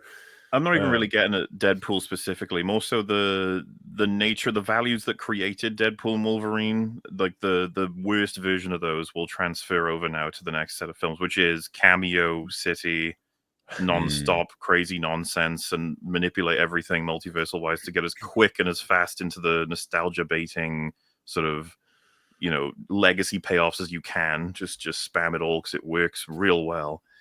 Because I don't think if Fantastic Four fails, it'll put them in a bit of a panic, but they'll be like, yeah, but we still got the Avengers films and we've got hard hitters that are confirmed in that already. You know, Robert Downey Jr. is locked in. He's our fucking billion-dollar machine. How much are they paying him though? I mean, those well, so numbers. that's what Well, we I'm know that. hoping. Like, he's getting like 100 million for like. It's That's the like, thing. it's 100 I'm million really over multiple Same with movies. the director. I'm really hoping that they won't money make as well. the money they actually want them to, and then that might actually bring the MCU down, which is long overdue. Well, that was the thing when they had Robert Downey Jr. had negotiated that ridiculous deal for all the residuals and the percentage of the gross and all that stuff. And then that was what I was actually trying to say before when my mic was failing, was after that, they started dialing people back into these locked deals where it's like X number of movies for X amount. And this is like, so if it was 15 million for 4 movies, you'd get that divided or whatever. Because he was going to if anybody else had grabbed that kind of deal, they were going to bankrupt them, essentially. And that was, that was the smartest thing he ever did, was realize that the value of the gross in the long run was going to be better than what he could have possibly made up front. Well, you say that, but he made a money up front historically anyway. incredible deal to make money with MCU. Yeah, Like- that's what I'm saying. Yeah. No, I'm must talking be great about to be like- before that second historically incredible deal. I'm talking about when he signed with the MCU, he was already making a ridiculous amount. Everyone wanted the Robert Downey Jr. deal with the MCU when he started, because he had like he negotiated a fantastic deal in the first place. I'm wondering how, like, if they're just kind of continuing him on that deal again, or if it was like a whole renegotiation. Hey, nothing you did after worked. So Yeah, I mean, you know, like the Thanos scene, it brings you back to us kind of thing. they're probably not going to get the return on him that they're looking for at that scale, especially because there's so much other costs, and then you'll be gone. I like paying that much for a single actor is fucking insane. In an ensemble film, when he's made that much for your franchise, when he essentially created your franchise in the first place. But that is not the way you're supposed to look at those numbers, are you? Like, it's No, a whole bunch of factors involved, different writers, directors, and even special effects we're down to at this point, all not being there. And like, what the fuck is the story right now? Well, exactly. I'm very interested to see how successful or unsuccessful the next Avengers movies are, because part of the draw for Avengers, Ultron, and the Thanos ones was, it's Captain America and it's Robert Downey Jr. as Iron Man, but at the same time, you also have the added factor of this is clearly going somewhere. We've got the Infinity Stones that we've been establishing, and we're eventually going to fight Thanos, and that's why Infinity War and Endgame were hugely successful. Where the hell are they going now? No one knows. Who are the Avengers? No one knows. I think that if we asked like all 5 of us who is currently on the Avengers, we would all give 5 totally different answers. Yep. I think so. Well, so do you guys remember when Infinity War was on its way, there was a criticism broadly that was Thanos hasn't really been set up that well in terms of a character. We've seen him, but like, a film that's going to be about them all trying to defeat him, that's probably not going to play well, because we've had barely any time to even get to know him as a threat. And this film's not going to have time because it's going to have to get going straight away with this amount of people. They have that problem again, but now they have it with the fucking main cast as well. Yeah, and it's also they wasted time on Jonathan Majors and Kang, which even I've heard that they they obviously weren't to know that like that was going to be a dead end creatively. Like, yeah, they couldn't have known they were wasting time. Granted, it doesn't seem like the way that they were writing him to begin with doesn't seem like it was going to go very far at all. But they couldn't have possibly known what was going to end up happening. Yeah, but no, I agree with Waller. Like the now are facing the problem of we don't know who the Avengers are. We don't know what threat they're facing. We don't know what the stakes are. We don't know anything about anyone who's involved in this. And to some extent, we don't really care either. And well, we know who the anti-Avengers are, don't we? Bloody Thunderbolts. But that's it. Like, who is the Thank actual goodness team we've now? got them in play, you know. But that's what I mean, right? Like, we don't know who anyone else is. Like, how bizarre that's the case. That the whole Marvel universe is so disjointed from what it once was, which was fairly cohesive. Like, it made a reasonable amount of sense. People could follow it quite well. Now you have absolutely no idea who's doing what and what is doing where, and it's just all over the place. Maybe we'll learn more in this Captain Falcon DEI affair. Maybe we'll learn a little bit more there. Who knows? We got a soundbite from Harrison Ford going, "Help me create a new Avengers." And you're like, "Oh, okay, well, maybe that's where they're going to go. Who knows?" But yeah, bizarre. We kind of took for granted, I suppose, the most simplistic forms of storytelling, that the first Avengers built the team, the second Avengers altered the team and showed us who it was by the end of it. Civil War split them apart and told us definitively you've got the current roster that are government approved versus the like renegade Avengers. Then Infinity War scrambled it all about, and then we never recovered. Like, it's just so weird to think that there was always these little moments where they were like, "This is the team, by the way. This is the team, by the way," and they've avoided doing that now since like 2018. There was, so the fact that Robert Downey Jr. was so good at what he was doing, and Chris Evans was good as this, and you know, Chris Hemsworth was good.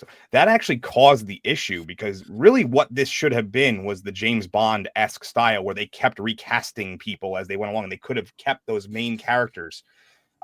You know, which they had a built-in excuse. You know, within the comics, you have different art styles and characters don't look exactly the same. Yes, they share, you know, Captain America always has blonde hair, blue eyes, the blue suit for the most part, but he doesn't always look exactly the same, especially if it's Rob Liefeld who's drawing him. So you could have kept recasting and being like, "Oh, well, this is just the new interpretation. Yes, there would have been ones just like with James Bond where people are like attached to this particular one more, but they could have continued it. Because the characters were so intrinsically connected to the actors, though, and the actors wanted out after a while, they had to kill them off, you know, and bring them back. So that's kind of where the problem, they could have avoided this problem early on. I think that's partly why they tried to delve into the multiverse idea. I think that was going to be part of their solution, where we can just bring in a different actor to play the same character, and we can say, well, it's the exact same guy, it's just from a different universe, so that's why he looks slightly different. Boom. Dude, the multiverse was such a fucking enormous failure in all the MCU. But they could have kept this going anyway. They didn't need to do that. Like, they, you know, Endgame came out in 2019, right? Like, so, what, like 6 years ago? I mean, Chris Evans is 43. They still could have kept going. They cut it short. They could have. But the actors get more expensive, and they want to move on to new roles, don't they? So. Yeah, well, I guess so, but it's well, no, because some of them are coming back. So yeah, but then it's like, well, you drop enough money at them, like that was probably not Plan A. That was probably Plan B. Yeah, I just think like they rushed it to Endgame way too quickly. Anyway, they could have played this out significantly longer, and even post Endgame, they still could have played it out significantly longer with these actors. It's just how they organised it, but. Wasn't there a creative director at Marvel? Was it Victoria Alonso? Yes. I think who popularized the idea of the mantle theory, where it's like we can just slot a different actor, basically a different character into the mantle of this character. So where before you had Black Widow, we've now got Yelena, but she's functionally identical to Black Widow, so she's going to be taking over that. And Florence Pugh is considerably cheaper than Scarlett Johansson. You know, we've now got Anthony Mackie, who's taken over the mantle of Captain America. He's a lot cheaper than Chris Evans because he's not been doing this for as long. You know, et cetera, et cetera. That was the theory behind it, and that's what they tried to make work. And the audience hasn't really taken to that because they identify with a particular actor in a particular role. That's their character.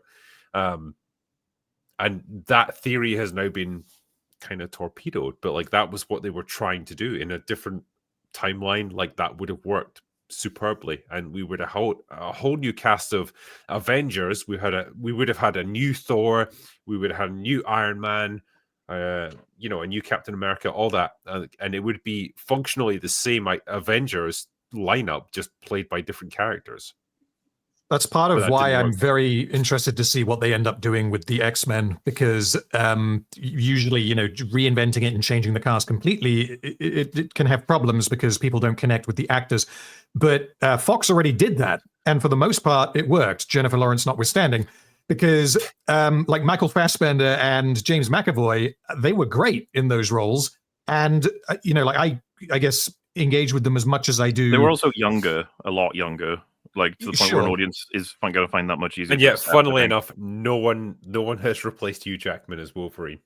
Yes, I don't think they ever will. Unless you count Henry Cavill for not even 30 seconds. Yeah, I mean, he was great, but like, you try to do that in a whole movie, I don't know if people will take to it.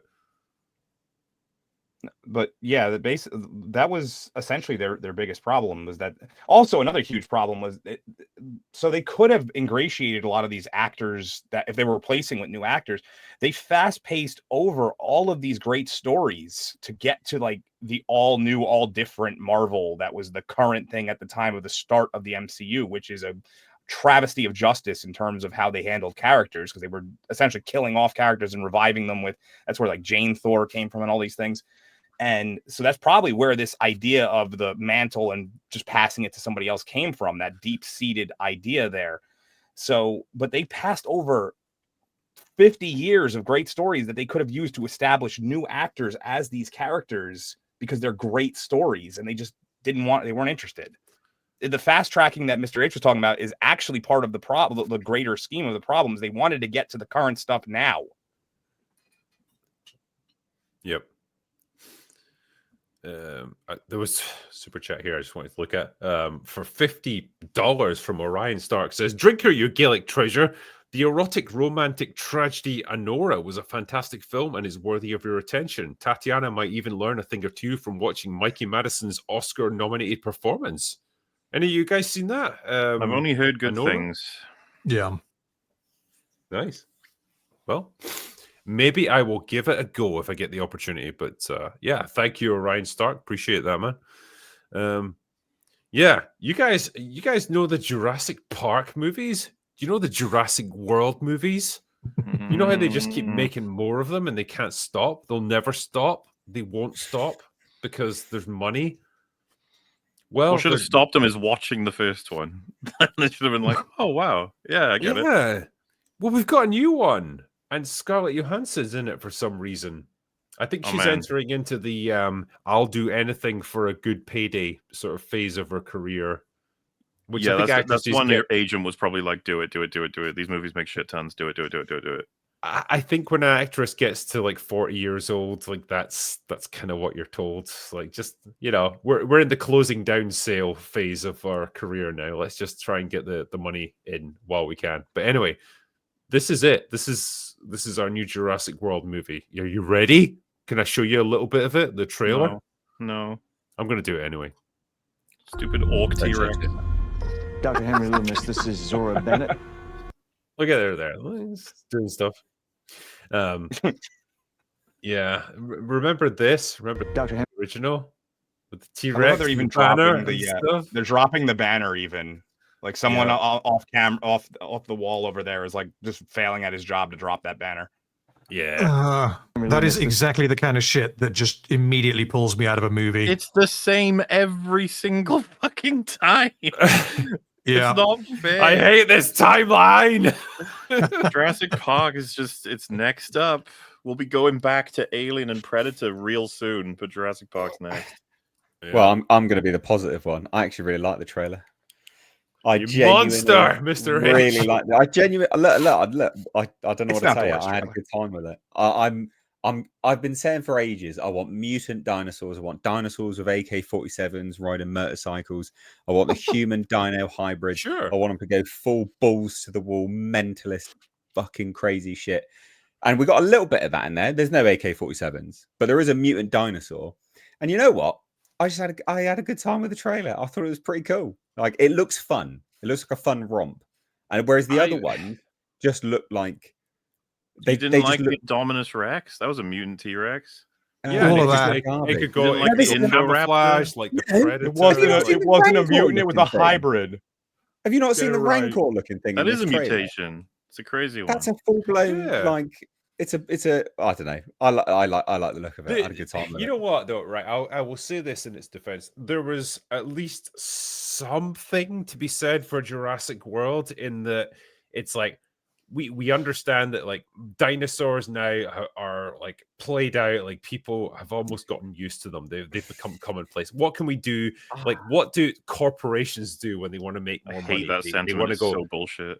It is, but like it's a perfect example of what movies do, where it's like how do we capitalize on this? We go bigger, we go bolder, we go better, more dangerous, more teeth, more claws, more like horror, and that's what they gave you with Jurassic World. Like it's dumb as fuck, but like it's at least making a point of some sort. Every movie after that was just. See, I disagree. I thought that was way too cynical. Like, I do think kids, like little kids, I do think little kids today are still wowed by dinosaurs. I think there is something inherently 100% about them. And it was way dinosaurs too are incredible. That was the most unrealistic thing about Jurassic World. Was that people the most annoying thing. Moa, did you not watch Ted? Like even the idea of like an animated teddy bear that's alive, like if you're exposed to it day after day for years, we're not exposed to dinosaurs day after day with the audience. Well, imagine this world where Jurassic. Imagine this world where Jurassic Park was a real thing which existed, right? And it was on the news and everyone knew about it, and it was talked about for months and months and years. Are you going every day, Drinker? No, but like eventually everyone would accept like, okay, this is a weird thing that happened and it's crazy, but like I don't know if you guys now. have this I don't know if you guys have this in the UK. Oh, good. There are plenty of attractions throughout all of Earth that we are all regularly still going to, despite having existed for decades. And then secondly, sure, but we're not amazed by them. Between the five of us, we probably are aware of less than 2% of the dinosaurs. You understand there's a huge untapped market for the incredible nature of dinosaur creatures. Like one dinosaur is going to be like as amazing as another one. You know, is it like, though? Have you seen it's all creativity. It's an extinct animal that's been brought back to life. It doesn't matter if it's dinosaurs. A T-Rex you do whatever you want. It's ultimately going to be a Why dinosaur. The fuck do I need an orc dinosaur from space? Why is that what's going to make everyone interested in the fucking movies anyway? I love how the solution that they give you in Jurassic World is that like, oh, people are bored of velociraptors and tyrannosauruses, so what if we just slapped them together and made it able to turn invisible? Like, right? Yeah. So it's so sad that they think that. But that's it. It's so retarded. But that's how people operate. No, it's not. It is. No, it's not. We know it's not. We don't have dinosaur amusement parks, and people still go back. So people go to see fucking fossils regularly. What are you doing? They're not even alive. Goes to see a fossil. Do you go to see a fossil? Fossils are like that, man. It's called a museum. There's many of them. But are you amazed by it? Are you like, holy fuck, there's a fossil here? I can't believe it. I stand inside a skeleton that's like the size of a house. Of course I'm amazed. No, you're not. You're not amazed by it, Muller. Because you've spent your entire life knowing that dinosaurs exist. You go see a skeleton of it, and it's not actually the real skeleton, by the way. It's just a fucking plaster cast mold. Not necessarily. It is a fucking plaster cast mold. Where you go. Bullshit. Anyway, you go see that and you're like, yeah, that's really cool. I get to see like a sense of the scale of this thing, but you're not like, holy fuck, I can't believe that actually existed. You've known your whole life it existed. What are you talking You're about? You're not amazed by it anymore. When you read about it, when you see an image on a fucking computer screen versus seeing the skeleton in real life. Are you kidding? No, I'm not. Motherfucker, you'd be like, you're don't not go amazed on by it anymore. Listen, I will images. tell you how you feel about this thing. Okay? You are not amazed by it. This attitude is why Jurassic Park is dead as a fucking franchise. Makes billions of dollars every time, but no one cares anymore. It should be dead. That's what I got the impression from this track, because they've got the original writer back. You know, the original writer on the first one. He's come back for this one. And I do feel that they've gone some way to rekindling the sense of awe and wonderment genuinely. It's not going to be 100% there, of course not. But I think that they've gone some way to trying to capture that back. Part of it, I don't know how you can, because no one's going to be amazed by the presence of dinosaurs in a movie.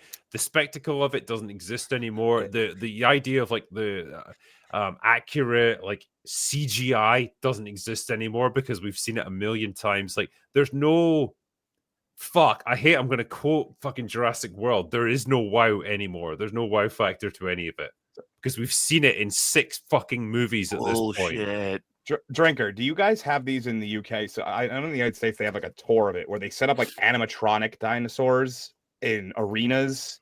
And if we had it in the UK, it'd be shit. And it's like seriously, they have it. They have it. Wasn't this called Walking with Dinosaurs? It was called Walking with Dinosaurs, and it ran at like the O2. Yeah, and it still goes around, still sells out places. I know that they have it in arenas in New Jersey. Is that New York. Robot Wars with dinosaurs? Is that what it is? Basically, but it still sells tickets, and people still take their kids to see it and stuff. It's so if people are willing to go see clearly animatronic dinosaurs, basically doing monster truck rally style. I'm sure real things would. They make will a go shit see ton of the money bones of them. Yes, they would see them alive many times. Lower is fucking convinced that people flock to go see like dinosaur. That's not what I said. You know it. Yeah, I do know it. How many zoos have you been to in your life? Everybody on this panel. I've seen a fucking lion before. Boring. I've seen a monkey before on Google Images. I don't need to go to a zoo. I've seen Planet of the Apes. Zoos are the most boring experiences you can have as a human. There's the. You have not lived until you've seen an elephant take a shit on its trainer. Okay, that's the living right there. Animals are actually immensely boring, especially in captivity, because they spend their entire life sleeping because they've got no reason. To be awake. You're not there going, "Oh, dance for me, monkey." You're there going, "This is anyway. what an incredible." Part of the animal kingdom, this thing. Well, that's what the first Jurassic Park was supposed to be, was like appreciate this long dead incredible creature that ruled the world. And that worked great for the first movie, but now we're 6 movies later. Are you suggesting the reason they suck is because we've seen dinosaurs? We need the special nonsense dinosaurs because that's all they've been doing the reason they suck is because all of the ideas that you could have played with were explored in that first movie. The ethics of cloning dinosaurs, the ethics of bringing back extinct species, the danger of messing with like the world's ecosystems and introducing like these animals that can like fucking kill us. All of that stuff, like the idea of like the hunter becomes the hunted. Great. You did all of that in the first movie. There's not really much more you can explore thematically with this. I advocate they never should have made a sequel, but for those very similar to those reasons. But if you're gonna, it would be nice to have some characters. It'd be nice to have a story that fucking somehow develops and builds on the previous ones instead of just crazy mutants auction. Oh no, they're running around the whole world. They broke the park again 10 times over. Now we have laser-guided dinosaurs, Mo. Laser-guided dinosaurs. Yeah, like all of that is absolute nonsense. To be fair, though, I'm obviously full of shit because they make billions of dollars. So maybe I'm wrong and the world needs laser-guided dinosaurs. I just want to carry on. Like, I mean, I'll put you on that one. Maybe the world needs laser-guided dinosaurs. One thing that I think I will say about the trailer that I think is positive, it is a little bit of a change, like the framing of how the characters are going to be going in there and meeting the dinosaurs is it's contrived as fuck, but it's on wrong. Whoever could have seen that coming. They're going into the wild to basically conduct a mission for whatever reason. Which is pretty much exactly what the case was in Jurassic World. Jurassic Park 3. I get more cancer-fighting drugs or something from these dinosaurs, right? And the only way to get them is to like harvest them from the eggs of the dinosaurs. So they steal the eggs. Well, they do account for that in at least in these trailer clips. They say it's easier to harvest from the eggs than from the living full-size dinosaurs. So that actually does make a lot of sense. If you could go, you can get it from the egg or the T-Rex. Which one are you going to get it from? I'm willing to bet this will be the 7th movie in a row that never really grapples with the fact that a fucking dinosaur versus automatic machine guns is like a no-win situation for That's why they kept making the stupid, crazy mutation ones. They're like, this one's immutable. It's oh my god! And remember the Predator did that as well. It's like it's got bulletproof skin. even the one bit, like even in the Lost World, you remember Pete Postlethwaite's character? He was like the big game hunter, right? And it's like he's got a fucking clear shot at the T-Rex, and someone like one of the assholes took the bullets out of his gun, so he couldn't fire it. It's like that would have just straight up fucking killed the T-Rex, an elephant gun to the head. But it's like you couldn't allow that to happen. That's the level of retardation. And then every other scenario has to be carefully concocted so the dinosaurs ambush people at night or whatever, so they can never use their guns against them. And it's like bullshit. Fucking dinosaurs against guns. Guns win every time. It's like when they try to employ them in Afghanistan. Fucking send them against the Taliban. Yeah, good luck. The Taliban have got AK-47s. They will shred them. What are the odds that the mutant dinosaur thing in this one, they developed it to be bulletproof because that would be more entertaining? I knew you were going to go with that. Yeah, probably. You're going to go with the Predator. It's like always all of the. It's got the weaponized autism and all that stuff. What is with the tails of these things, by the way? Like they are playing a lot right now. Be careful. One of the senses, I don't know if anybody else teetering on the edge on this one, but I feel like this is almost, at least from this trailer, it feels like they're ignoring the existence of the other 3 Jurassic World movies because it almost feels like it's a direct sequel to the old Jurassic Park trilogy. Like they're not paying attention to any of the other. Now, granted, this is a trailer. They could bring it up in the movie, but I feel like it also kind of dials back to that, where it's not worrying about let's make a bigger park, like you said. It's a mission on the long dead island, so to say. It almost feels like it's ignoring that second trilogy. I think it probably is because like they want to harken back to the original Jurassic Park movies so they can have the iconography that's people are going to recognize, because that's really going to tug at the nostalgia strings. Like trying to like play on the sequel trilogy for nostalgia, it's not going to work because that's only like 10 years old. Nobody fucking cares about it. Well, yeah, surely it can't, because I never actually watched the end of. I didn't finish the latter half of Jurassic World 3 because I just switched it off. I was done when we had the Velociraptors scene with the motorbike.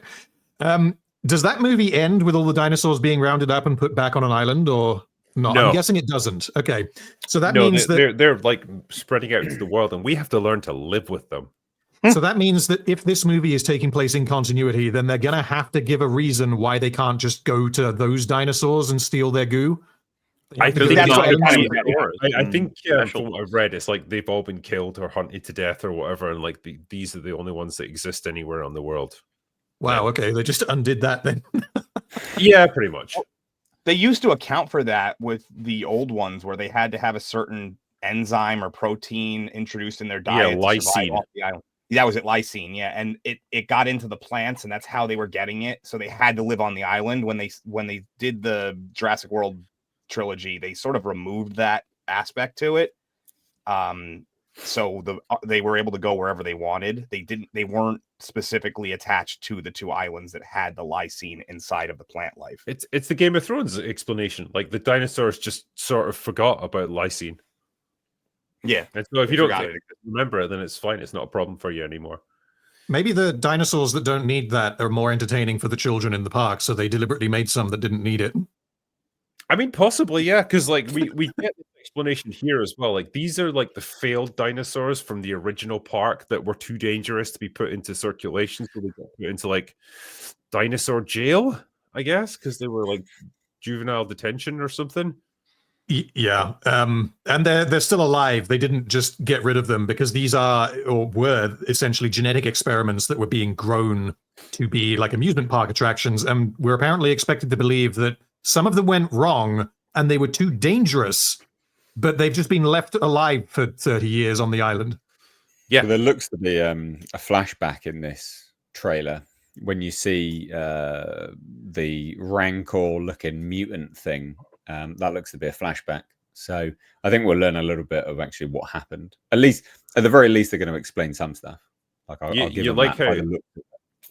You like what they've done with the old reversal of stereotypes. So Scarlett Johansson's the badass like mercenary who's going to escort the geeky scientists onto the island. So no, but she then has a even more badass black guy mercenary that's actually escorting her onto the island. Yeah, because like yeah, you really need security for this island. So why guard the island with all these priceless specimens that cost hundreds of millions of dollars to manufacture? Yeah, you wouldn't need security at all, basically. I'm going to really look forward to Mahershala Ali as another mercenary role because, last movie I watched him play something like that was in Predators, the third Predator movie, and he was epic in that as this sort of. Oh, I didn't know that was him. I didn't realize that was him because shit ton of famous people in that. Yeah. I will also go to bat for that movie. It's not great. For it, I'll stand up and then sit back down. What is this? Predators we're talking about? Yeah. Predators. It had some cool scenes. I think the thing that pissed me off so much is like you could tell like whenever they were firing their weapons at things, like it was all CGI, all the impacts, all the explosions and stuff. Like I miss like the real visceral impact of like pyrotechnics and squibs and stuff. Like the minigun destroying the forest, that kind of thing. Exactly. That original shootout scene in the first Predator movie where it's just like they're eviscerating an entire like swathe of forest and it just is glorious, like 30 seconds of absolute destruction.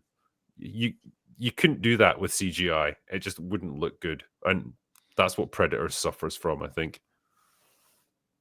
Like this is the supposedly decommissioned dinosaur cloning facility where the dinosaurs are still just, I don't know, in their test tubes. We get an alien resurrection scene. No, it's going wrong. Look at him with his giant syringe. We didn't anticipate that the dinosaur might be near the eggs. I've got to. What is his plan here? I've got to inject the fucking egg and extract the DNA. He's extracting the goo from the egg because it's easier than getting the goo from the pteranodon, I think it is. Or just take the egg with you. It'd be all right. That's a big egg. It's a big egg. I mean, that thing probably weighs about like 60 pounds. Also, if you haven't seen Jurassic Park 3, if you take the eggs, they'll chase you forever. Yeah, I remember that. They know where the eggs are. They have radar that finds the eggs anywhere on the island. Why are they in like a temple or something? Like it looks like they're in some like ancient. Yeah, because there's like brick made walls there, right? Do they ever proto bricks? Do they clarify because this is the island? You might even say clone bricks. Yep, stone is proto bricks. Yeah, they don't specify it, but this is the same island as Jurassic Park 3 and I believe Jurassic Park 2. Do they ever say, I haven't read the books, but do they ever say in the books like what this island was before it was used for dinosaurs? It's where they did all the work to make the dinosaurs, right? Cloning experiments and all their crazy. Sure, but I think Random is asking if there was like people who lived here before the where they're like native. I'm assuming it was. That's kind of what I mean. Yeah. I don't think we have any reason to assume it was like a. Oh, do you mean like tribal, like sort of really ancient? Well, people? That's kind of what I mean, because otherwise, if that's not the case, then that would suggest that this building that they're in was something that was built to almost be like part of the theme park. But as far as I'm aware, this island was never meant to be a theme park. I mean, if you look at the entrance, it's definitely. I like the idea of Isla Muerta. If you look at the entrance, it's definitely designed to look like a mouth. So I would assume that it was designed to be part of a park for the dinosaurs. I don't think that might be. Because look at the wall behind her. It looks like, I don't know, some ancient carvings or something. Like it's decorative. Yeah, but I'm saying like specifically the entrance almost looks as I don't foresee that indigenous people were like, yes, one day they will build a dinosaur park on this island. We must account for that now. Apparently, it's a new island that they invented for this film, by the looks of what. Oh, is it? Okay. No, they said right in the beginning of the trailer that was the one that was the same one from the third movie and the second movie. So they didn't. They don't say that. We were assuming that the second and third movie. So they said Isla a research facility. So Isla Nublar is the one from Jurassic Park 1. Isla Sorna is the one from 2 and 3, which I think we were assuming was where this one is, because Isla Sorna is where they did all of the cloning to grow the dinosaurs for the original Jurassic Park.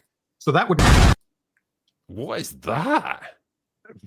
It's the giant herbivore of some kind. It looks like a fucking troll dinosaur or something. It could be the Rancor dinosaur. That is the mutant thing. Why is there always a child? Why, they always contrive a way for like a 10-year-old to get stuck in danger. Ah, shit! I missed it there. It was only like a second. Oh no, there's another one when it's in like a stasis. Yeah, it looks like a Rancor. It really does. It does, yeah. Well, it's supposed to be a cross between T-Rex, Rancor, and Alien or something, right? That's what they said. Is that where they got the DNA to create this thing? No, I don't mean in universe. I mean when they designed this, they were like, "We got inspired by Alien." Also, quite a lot of forehead going on there. It's also like, literally is this everything. played by Bella Ramsey by any chance? This dinosaur. Oh, that's me.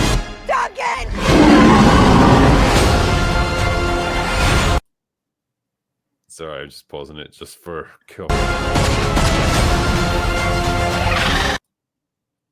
Just after this, wow, why are they bringing that one back? No one cares. We saw it ages ago, right, Drinker? You're gonna see the fucking Dennis Nedry skeleton in a car somewhere.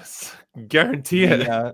Did you guys notice that one of the Jeeps from the original Jurassic Park still works in this one too? It's just there's no such thing as degradation of engines or any of the parts. Yeah, batteries will literally last in the jungle environment for like decades. It's fine.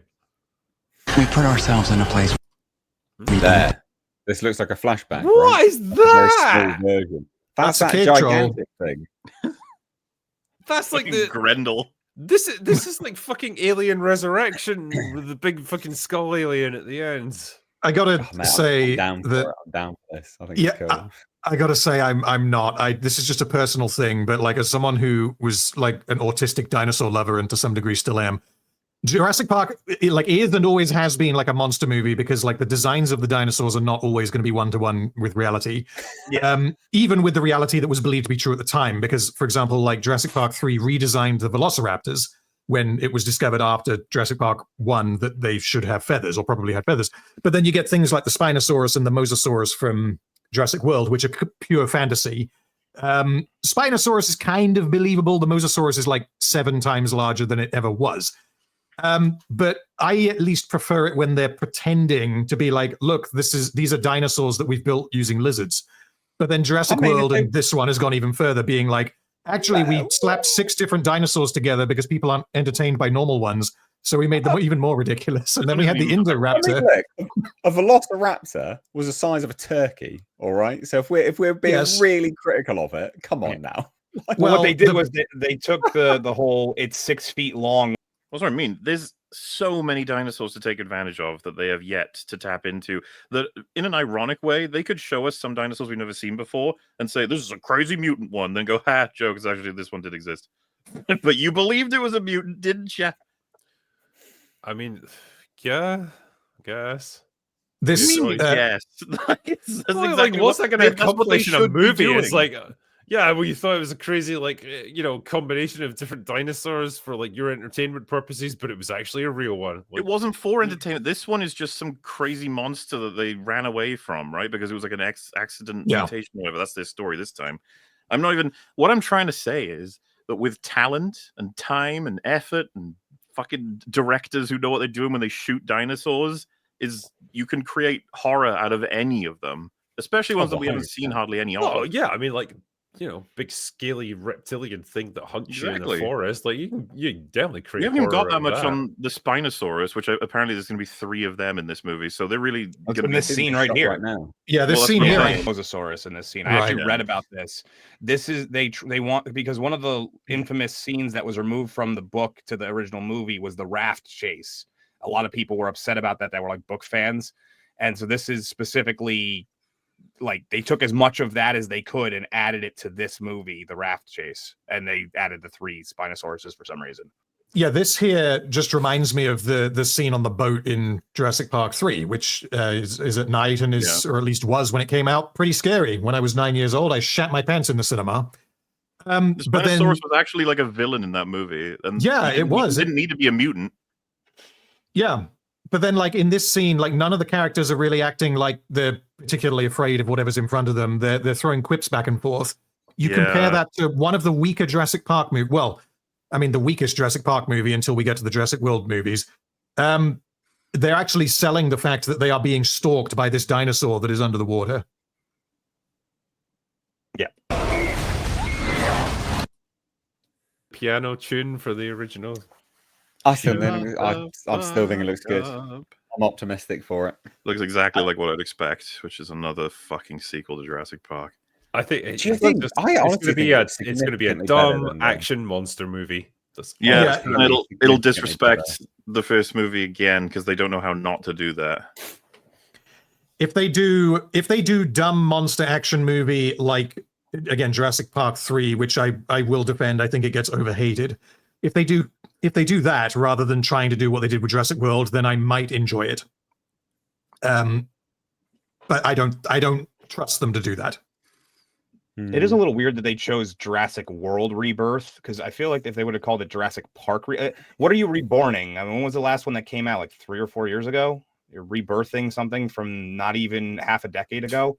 If they would have called it Jurassic Park Rebirth, that would have made more sense, especially considering the fact it's, playing off of Jurassic Park more than Jurassic World. Well, especially given what you guys just said about the way that the Jurassic World trilogy ends is that all the dinosaurs get exterminated, so it's no longer a Jurassic World. Yeah.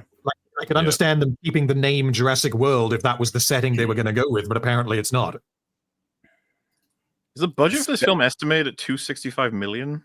Jesus. I could believe that easily.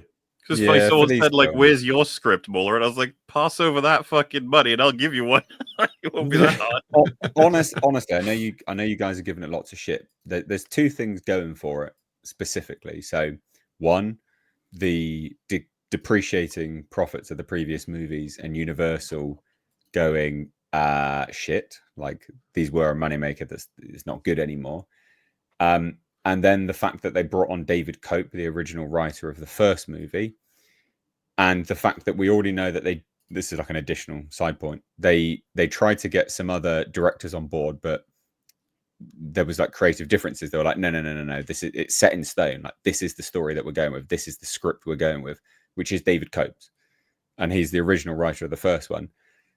I think that does say that there's something at least to be optimistic about, or at least cautiously optimistic about. David Cope. I think I'd agree. Yeah, there's a chance. They didn't hire, any old director that could come on and be like, yeah, sure, like add your stuff to it. They had one would imagine anyway, they had a very good script from David Cope. Obviously, remains to be seen. It might be dog shit, but who knows? They had a very good script from David Cope, and we're like, yeah, okay, let's do it. Like, let's go with that. I don't know. I'm optimistic for it. Well, we will see. Tell you what, how about we finish up by doing some super chats? Beautiful. All righty. Let's see. Drinker and Welshie, I'm going through Buffy for the first time with my wife, who's a mega fan because of all the positive things that you've said, Welshie. Excited for the reboot? Fuck no. But I'm glad you're going through it. Yeah, I imagine so. Pac-Man76 says, Brie Larson, quote, if I do this, how do I know it's going to end any differently than it did before? A clue, because before you didn't have me. Okay, sure. RRTNZ says, if Chuck Norris was in the Fantastic Four, Galactus would go on a low-carb, no-planet diet, and Dr. Doom would give up world domination for dentistry. That's true, yeah. Chuck Norris can do anything. The Grumpy Italian says, which movie do you think will flop harder, Captain America or Snow White? Snow White, surely. Snow White, sure, bigger budget. Snow White has nothing attached to it, whereas Captain America is riding off of the bones of the MCU. So Snow White will make less. Yeah, Snow White will lose more money because the budget's so big. Yeah. It's so high, that budget. It's crazy. Nikos, and this is a three-parter, says, never liked Brie Larson, but it seems since 2022 she's changed. I might be naive, but yeah, I believe she wants to change and be taken seriously. I think she's similar to Daphne Keane, who made the Wokalite Unite comment, but then she moved on and stayed positive with the fans in interviews. So yeah, I'm a big believer in second chances, and I'm willing to give Brie one, just like I did with Daphne. There won't be a third one, though. Daphne Keane was really lucky that she was in Deadpool Wolverine right after that, too, though. It was a quick... she impressed in that movie for a lot of people, so it was a quick turnaround. Yeah, like I said before, recently, though, to be fair, I'm all in favor of redemption arcs, but you need to demonstrate a little bit of I don't know, remorse for, I guess, the mistakes you've made. And then you can get on the path to recovery. Nyben says Disney ownership of Alien and Predator is offensive to me. And me, actually. Yeah, I don't expect any good things to come out of it.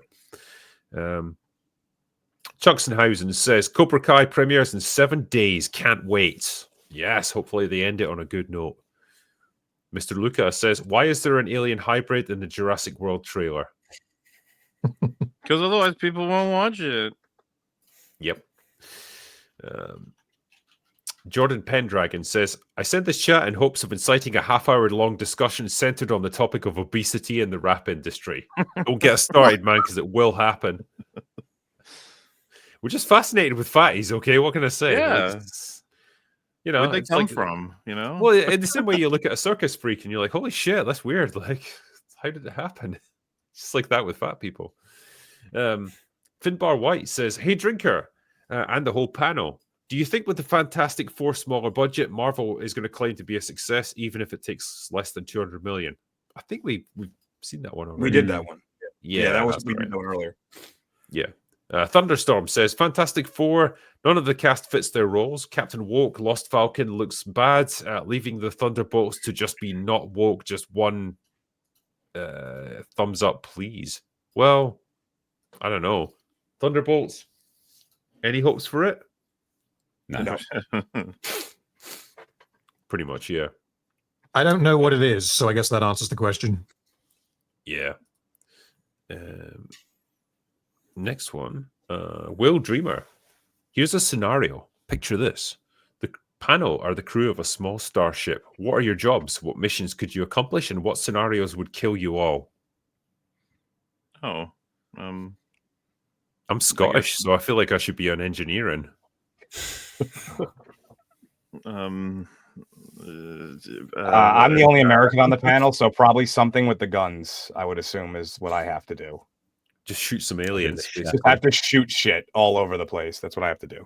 Defend us from the mutant dinosaurs that are trying to kill us. Yes. That's how we all die. Mauler, can you be Welshie? Yeah, I can be Welshie. Excellent. Next one. Lemio Daglia says, Drinker, just get a license for kidnapping longmen. I can do that, yeah. I don't need a license for it. I can just do it. They let you do it, yeah. Yeah. Biffa Bacon says, take some coin, arse bandits. Thank you. It's the nicest thing anyone said to me tonight. Boxhead Maniac gave us £5, so thank you. Oh, yeah, we did that one as well. Next one is Student says 1929, the first ever Academy Awards. I thought that was nothing happened. Oh yeah, same year as the stock market crash. Interesting. It was fake news. David Gannon, hail to the panel. I hate to say it, but Hulu has proven to destroy revived shows. Just look at what they did with Animaniacs and lately with Futurama. Did they bring back Animaniacs? I didn't know seriously. I loved that when I was a kid. That was like a 90s show. Futurama has had 2 failed reboots, though, so it wasn't exclusively Hulu's fault. The first time was, what was it, Comedy Central's fault the first time? I mean, it's just depreciate over time, the quality. Yeah, everyone has a different cutoff point, but yeah, I guess. Trickster King, member for 8 months, says, I feel like The Thing looks like something you'd see in a spoof movie, like Epic Movie. He looks bad. I disagree. Like, I think they've gone for a comic accurate version. I think the CGI looks okay. You know, like whether you think he looks goofy or not, that's kind of a separate issue. But I don't hate what they've done with him. I don't know. I might be in the minority on that one. I just think it's bad doing a full CGI all the time. That's my issue with it. They should have been mixed with practical, I think. I see more of him before I decide if it's like. I mean, that's probably the best they've got so far, right? That's why they put in the trailer. There's a chance they can upscale the shit out of that too. This might not be the final look of things. It is the teaser after all. That is true. Yeah, that is true. Larry Escher says, Drinker, you must be channeling me. On Real BBC, you were wearing my Texas Krav Maga shirt. I love that shirt. Then you talked about the overused children laughing SFX, which I used about 20 times in my radio career. Nice. It was mostly Mauler who was going on about that because you spotted it initially. And then I think loads of people would have heard it, right? Like it's. Well, yeah. Because when I put my tweet out, I was surprised so many people were like, "Yep, first thing I noticed." Yep, first thing I was like, "Oh yeah, shit, I'm not the only one." Yeah, and when we tried to tally it up, we got to what 5 or 6 instances in that TV spot. And It's that's like only they 30 had seconds long. a 7-second stock sound of children laughing. They put the first 3, then the first 3 again, then the second 4 seconds, and then 3 again. And like some kid was given the job of putting children laughing in the background quickly because they forgot to do it or something. Yeah. Cannon Folderol. Drinker. 1929 saw the releases of the Marx Brothers' first film, Coconuts, and Luis Buñuel and Salvador Dali's surrealist Un Chilean Andalou. Cheers. No, as Muller has pointed out, nothing happened in 1929, so calm down. Nothing at all. Here's a take. Melvin says, Once Upon a Time in Hollywood is shit. Ooh. It's the forever crusade of Melvin. He's determined to prove it. Well, good luck with that, Melvin. Just because you're a wrench, okay, doesn't make you a god when it comes to movie reviews. Big J says, Muller, have you seen any of the Top Gear Dark Souls specials? The latest one is a masterpiece. Top tier AI voice work, scripting, and production. I think I saw like one of them, and they're quite funny. I love all like mashups with any, shit to do with Dark Souls, Elden Ring, and you get plenty of you see that, that clip where they're all laughing. I forget what episode it's from, but that always gets put into anything embarrassing all the time, like Veil God or Outlaws or whatever. You just see the 3 of them laughing their ass off. It's always nice to see. Yeah. This is part 2 of Larry's super chat list here. Says, you even said, Larry, put that sound in 4 times. Such a number of huge coincidences in one show.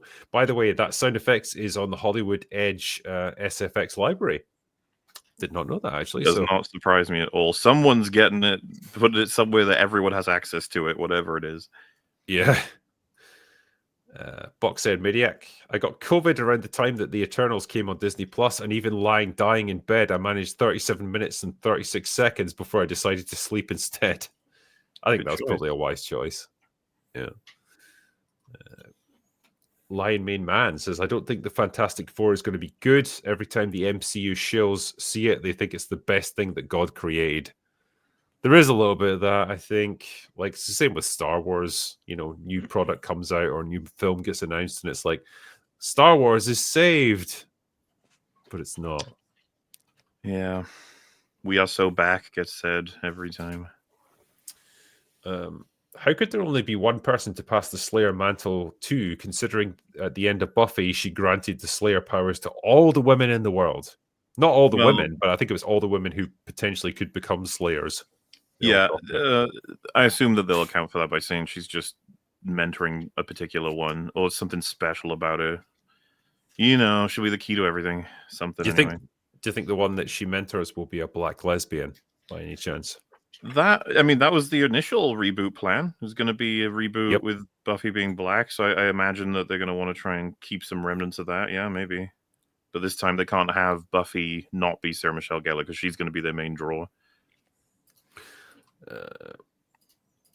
Shuti Gatwa and as Spike and Freddie Prinze Jr. as Angel. Freddie Prinze Jr. He's not exactly younger than David Boreanaz. Well, I'm going by what he's saying here. Like, I think that's what he was going for. Joke of all butts says random abuses Germans on their birthday streams. He does. Oh. Okay. Oh, that was Metal's birthday stream. I was being mean to him yesterday on Pummel Party. It was very funny. Okay. Cannon Folderol. Drinker. 1929 was also the 3rd version of The Four Feathers. The 1902 novel was adapted in 1915, 1921, 1929, 1939, and 1955 as Storm Over the Nile, 78, and 2002. So it's kind of a popular one then, isn't it? That is a lot of adaptations. Damn. Is that a record? It's got to be close. 3 in 14 years. That's pretty impressive. Yeah. Drake Timbershaft. I know. Bring back Firefly. Oh, never mind. Morena Baccarin is the only one who doesn't look like a Pillsbury doughboy. That's brutal. Just just don't.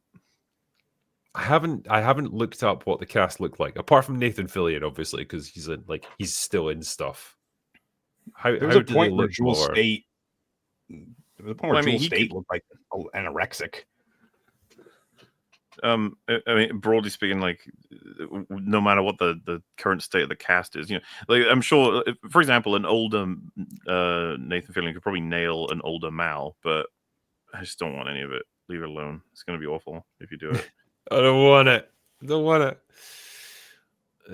Master of Puppets. In recent days, I've been called a bigot for questioning Cap 4's 180 million budget, and that I mindlessly listen to grifters when I say SBI is one of the worst things for gaming. Sweet Baby Inc. It's a clown world. Well, yeah, but the trick is to just not give a shit when people say stuff like that to you. If you know you're right, you're right. So, yeah, just don't worry about it. And yeah, you're never going to convince me that Cap 4 has got 180 million budget. They probably spent 180 million on reshoots alone. Our Robert Ross says, 14-year-old me was obsessed with Buffy. I don't think I can take them ruining this. Buckle up, buckaroo. Welcome to our world. Shock analysis. Cheers, gentlemen. I watched Buffy / Angel for the first time a couple of years ago, and it quickly became a top 5 piece of media for me. No thanks to Angel Season 4. My God. Zero chance the reboot will be good without Joss, right? I appreciate the Season 4 hate. It's a terrible, terrible season. But no, I'd say it's zero chance with him back as well. That is not the same guy who made Buffy and Angel in the 90s, in the 2000s. So, no, it's like, I usually try to not do this, but I'm just like, there's no fucking chance this thing would be good. Yeah. Jack Crispy says, Mr. In Between. As always, enough said. Thank you. Kevin O'Neill, member for 13 months, says they could have released Howard the Duck right after Infinity War and it would have made $1 billion. That is absolutely true, actually. That was a money printing factory back then. But yeah, that was then and this is now. And things have changed. I like this as well. Critical drinker from the future, so I'm here to warn myself. Don't watch it, Mr. In Between. You'll regret it. Cheers, me. Thank you, future me. Appreciate it. Realistic Delinquent says, Brie advertised for Nissan. Now they're broke. My God. She's like the anti-Midas. Cuban says, Saturday night, the booze shall flow. Can't wait. Well, I shall see you in the Universal City Walk. So looking forward to it. Latonya Jackson. Have you guys seen the RLM pitch for Gremlins 3? They dropped it yesterday. It's genius. It's a finished script. We really should push this. It would be so funny if this gets real. Let's make it happen. Have you guys seen it? Their pitch for Gremlins 3? I haven't seen that video yet, but No. there is like a proper production happening for Gremlins 3 now, right? Like that's on its way. Is it happening? Is it? Yeah, I remember reading a tweet from the director of it saying that they're definitely using practical gremlins, and then I saw someone else saying, "I'm glad they've achieved the bare fucking minimum." Like, Jesus Christ! Being like, guys, we're gonna do practical gremlins. Like, of course you fucking are. Well done. Jesus. Thank you. That's like, what, 30 years after Gremlins 2? Jesus. I don't want it. I don't want it.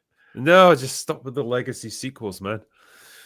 What's this one? North Metmon says, "Oh no, I fell in love with feminine drinker voice." Well, what can I say? I got that effect on people. Anyway, Snex said, "Did you ever read the Lovecraft story about the cosmic entity that destroyed the world after someone made a Buffy remake?" Well, got a feeling it's about to come real. Jeremy Soden says, "Evening RFT, watching your Rings of Powers videos, great fun." Oh, good to hear it. Thank you. Thank you for watching them. Yeah. Jander, Drinker, any chance you can make it to AwesomeCon in DC in April? Just finished up your non-Ryan Drake book, and I'm a big fan. What are we writing next? Well, I'm not writing anything currently because, as it turns out, running 3 YouTube channels and trying to do like short films and stuff does eat up quite a bit of my time. So I don't have enough time for writing novels, but I do want to get back into it. As for AwesomeCon, Don't know if I'm going to make that because I'm going to be actually going back to Orlando in April, but more like for a vacation rather than for cons and stuff. So yeah, I'm probably going to be kind of busy that month, unfortunately. But yeah, I'll let you know what future con plans I've got. Miss Cheese says Reynolds' image is taking a hit thanks to Lively's ego. Yeah, this is not going well for them, is it? I don't know how much you guys know about this. Out of the loop on that one. So, yeah, the short version, Blake Lively was in a movie called It Ends With Us last year with a guy called, is it Justin Baldoni? Yeah, I think that's his name. Anyway, she came in, bit of a prima donna, tried to hijack the movie, like made all kinds of creative decisions that she shouldn't have had the right to make. They clashed with each other. He started to release info that she was a total nightmare to work with. She accused him of organizing like a targeted media campaign against her, brought in her husband, Ryan Reynolds, to back her up. And it's now devolved into a big old mudslinging match, pretty much. On a lawsuit as well for $400 million. Yeah. Bloody hell. So it's a bit of a mess, really. Might do a production hell video on that movie, actually. It's quite fascinating how it all fell apart. Oh no. Oh, no. I can't be the only one that misses the late 90s to the late 2000s cheesy and kind of crappy. Oh, there he is. Oh, come on. Let Mauler finish it out. Yeah, do it. Do it as me. Cheesy and kind of crappy comedies. They were fun and not full of modern day issues. Isn't that right, Mauler? No. Holy shit. Wrong. It's like Rude. I'm talking to myself. Do we miss the late 90s to the early 2000s or late 2000s comedies? And that was kind of like the tail end of not crappy comedies. I don't care about them. We're talking, actual comedies. Yeah.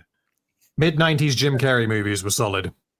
Sure. That was like the tail. Well, I guess not even the tail end. That was the beginning of the end of fun movies. I would say that the end was mid, but probably by like Tropic Thunder came out was probably the last like really great comedy.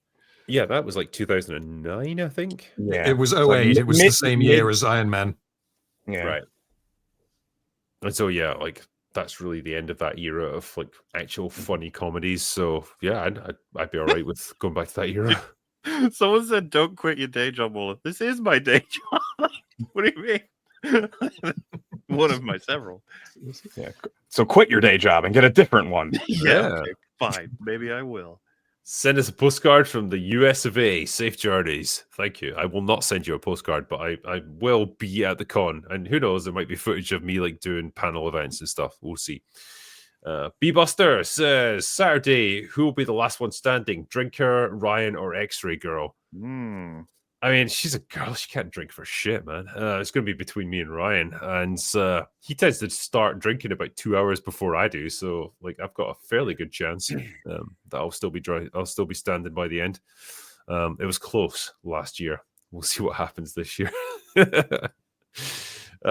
Jay Fraser, hail gents, it finally happened. Ryan fixed Brie. Yay. Maybe they'll get together eventually. We don't know. Those crazy kids. Yeah. I'll do a couple more and finish up there. Between Fantastic Four, Cap 4, and Superman, which superhero movie do you think will do the best? Superman. Superman, yeah. I think so. Yeah. And Kuhaku, who's been a member for 14 months, says, hail chat and panel. Enjoy MegaCon Drinker and have a safe flight also. Thank you. I intend to. So I appreciate it. Yeah, I will probably finish up there because I have an early flight to get tomorrow morning. So I kind of need to get organized and get ready and then go to bed for a few hours. But gentlemen, you lovely people that have joined us this evening, panel, you guys have been awesome. As always, I appreciate you coming on. Yeah. Thank you to everyone who sent us super chats. We will catch up with the ones that we've missed tonight, as we always do. Obviously, might have to wait a few days. I think it will probably be Tuesday night before we get to them. But yeah, rest assured we will answer all the super chats that we have missed tonight. But for now, that is all we've got for today. So go away now. Bye. Bye-bye.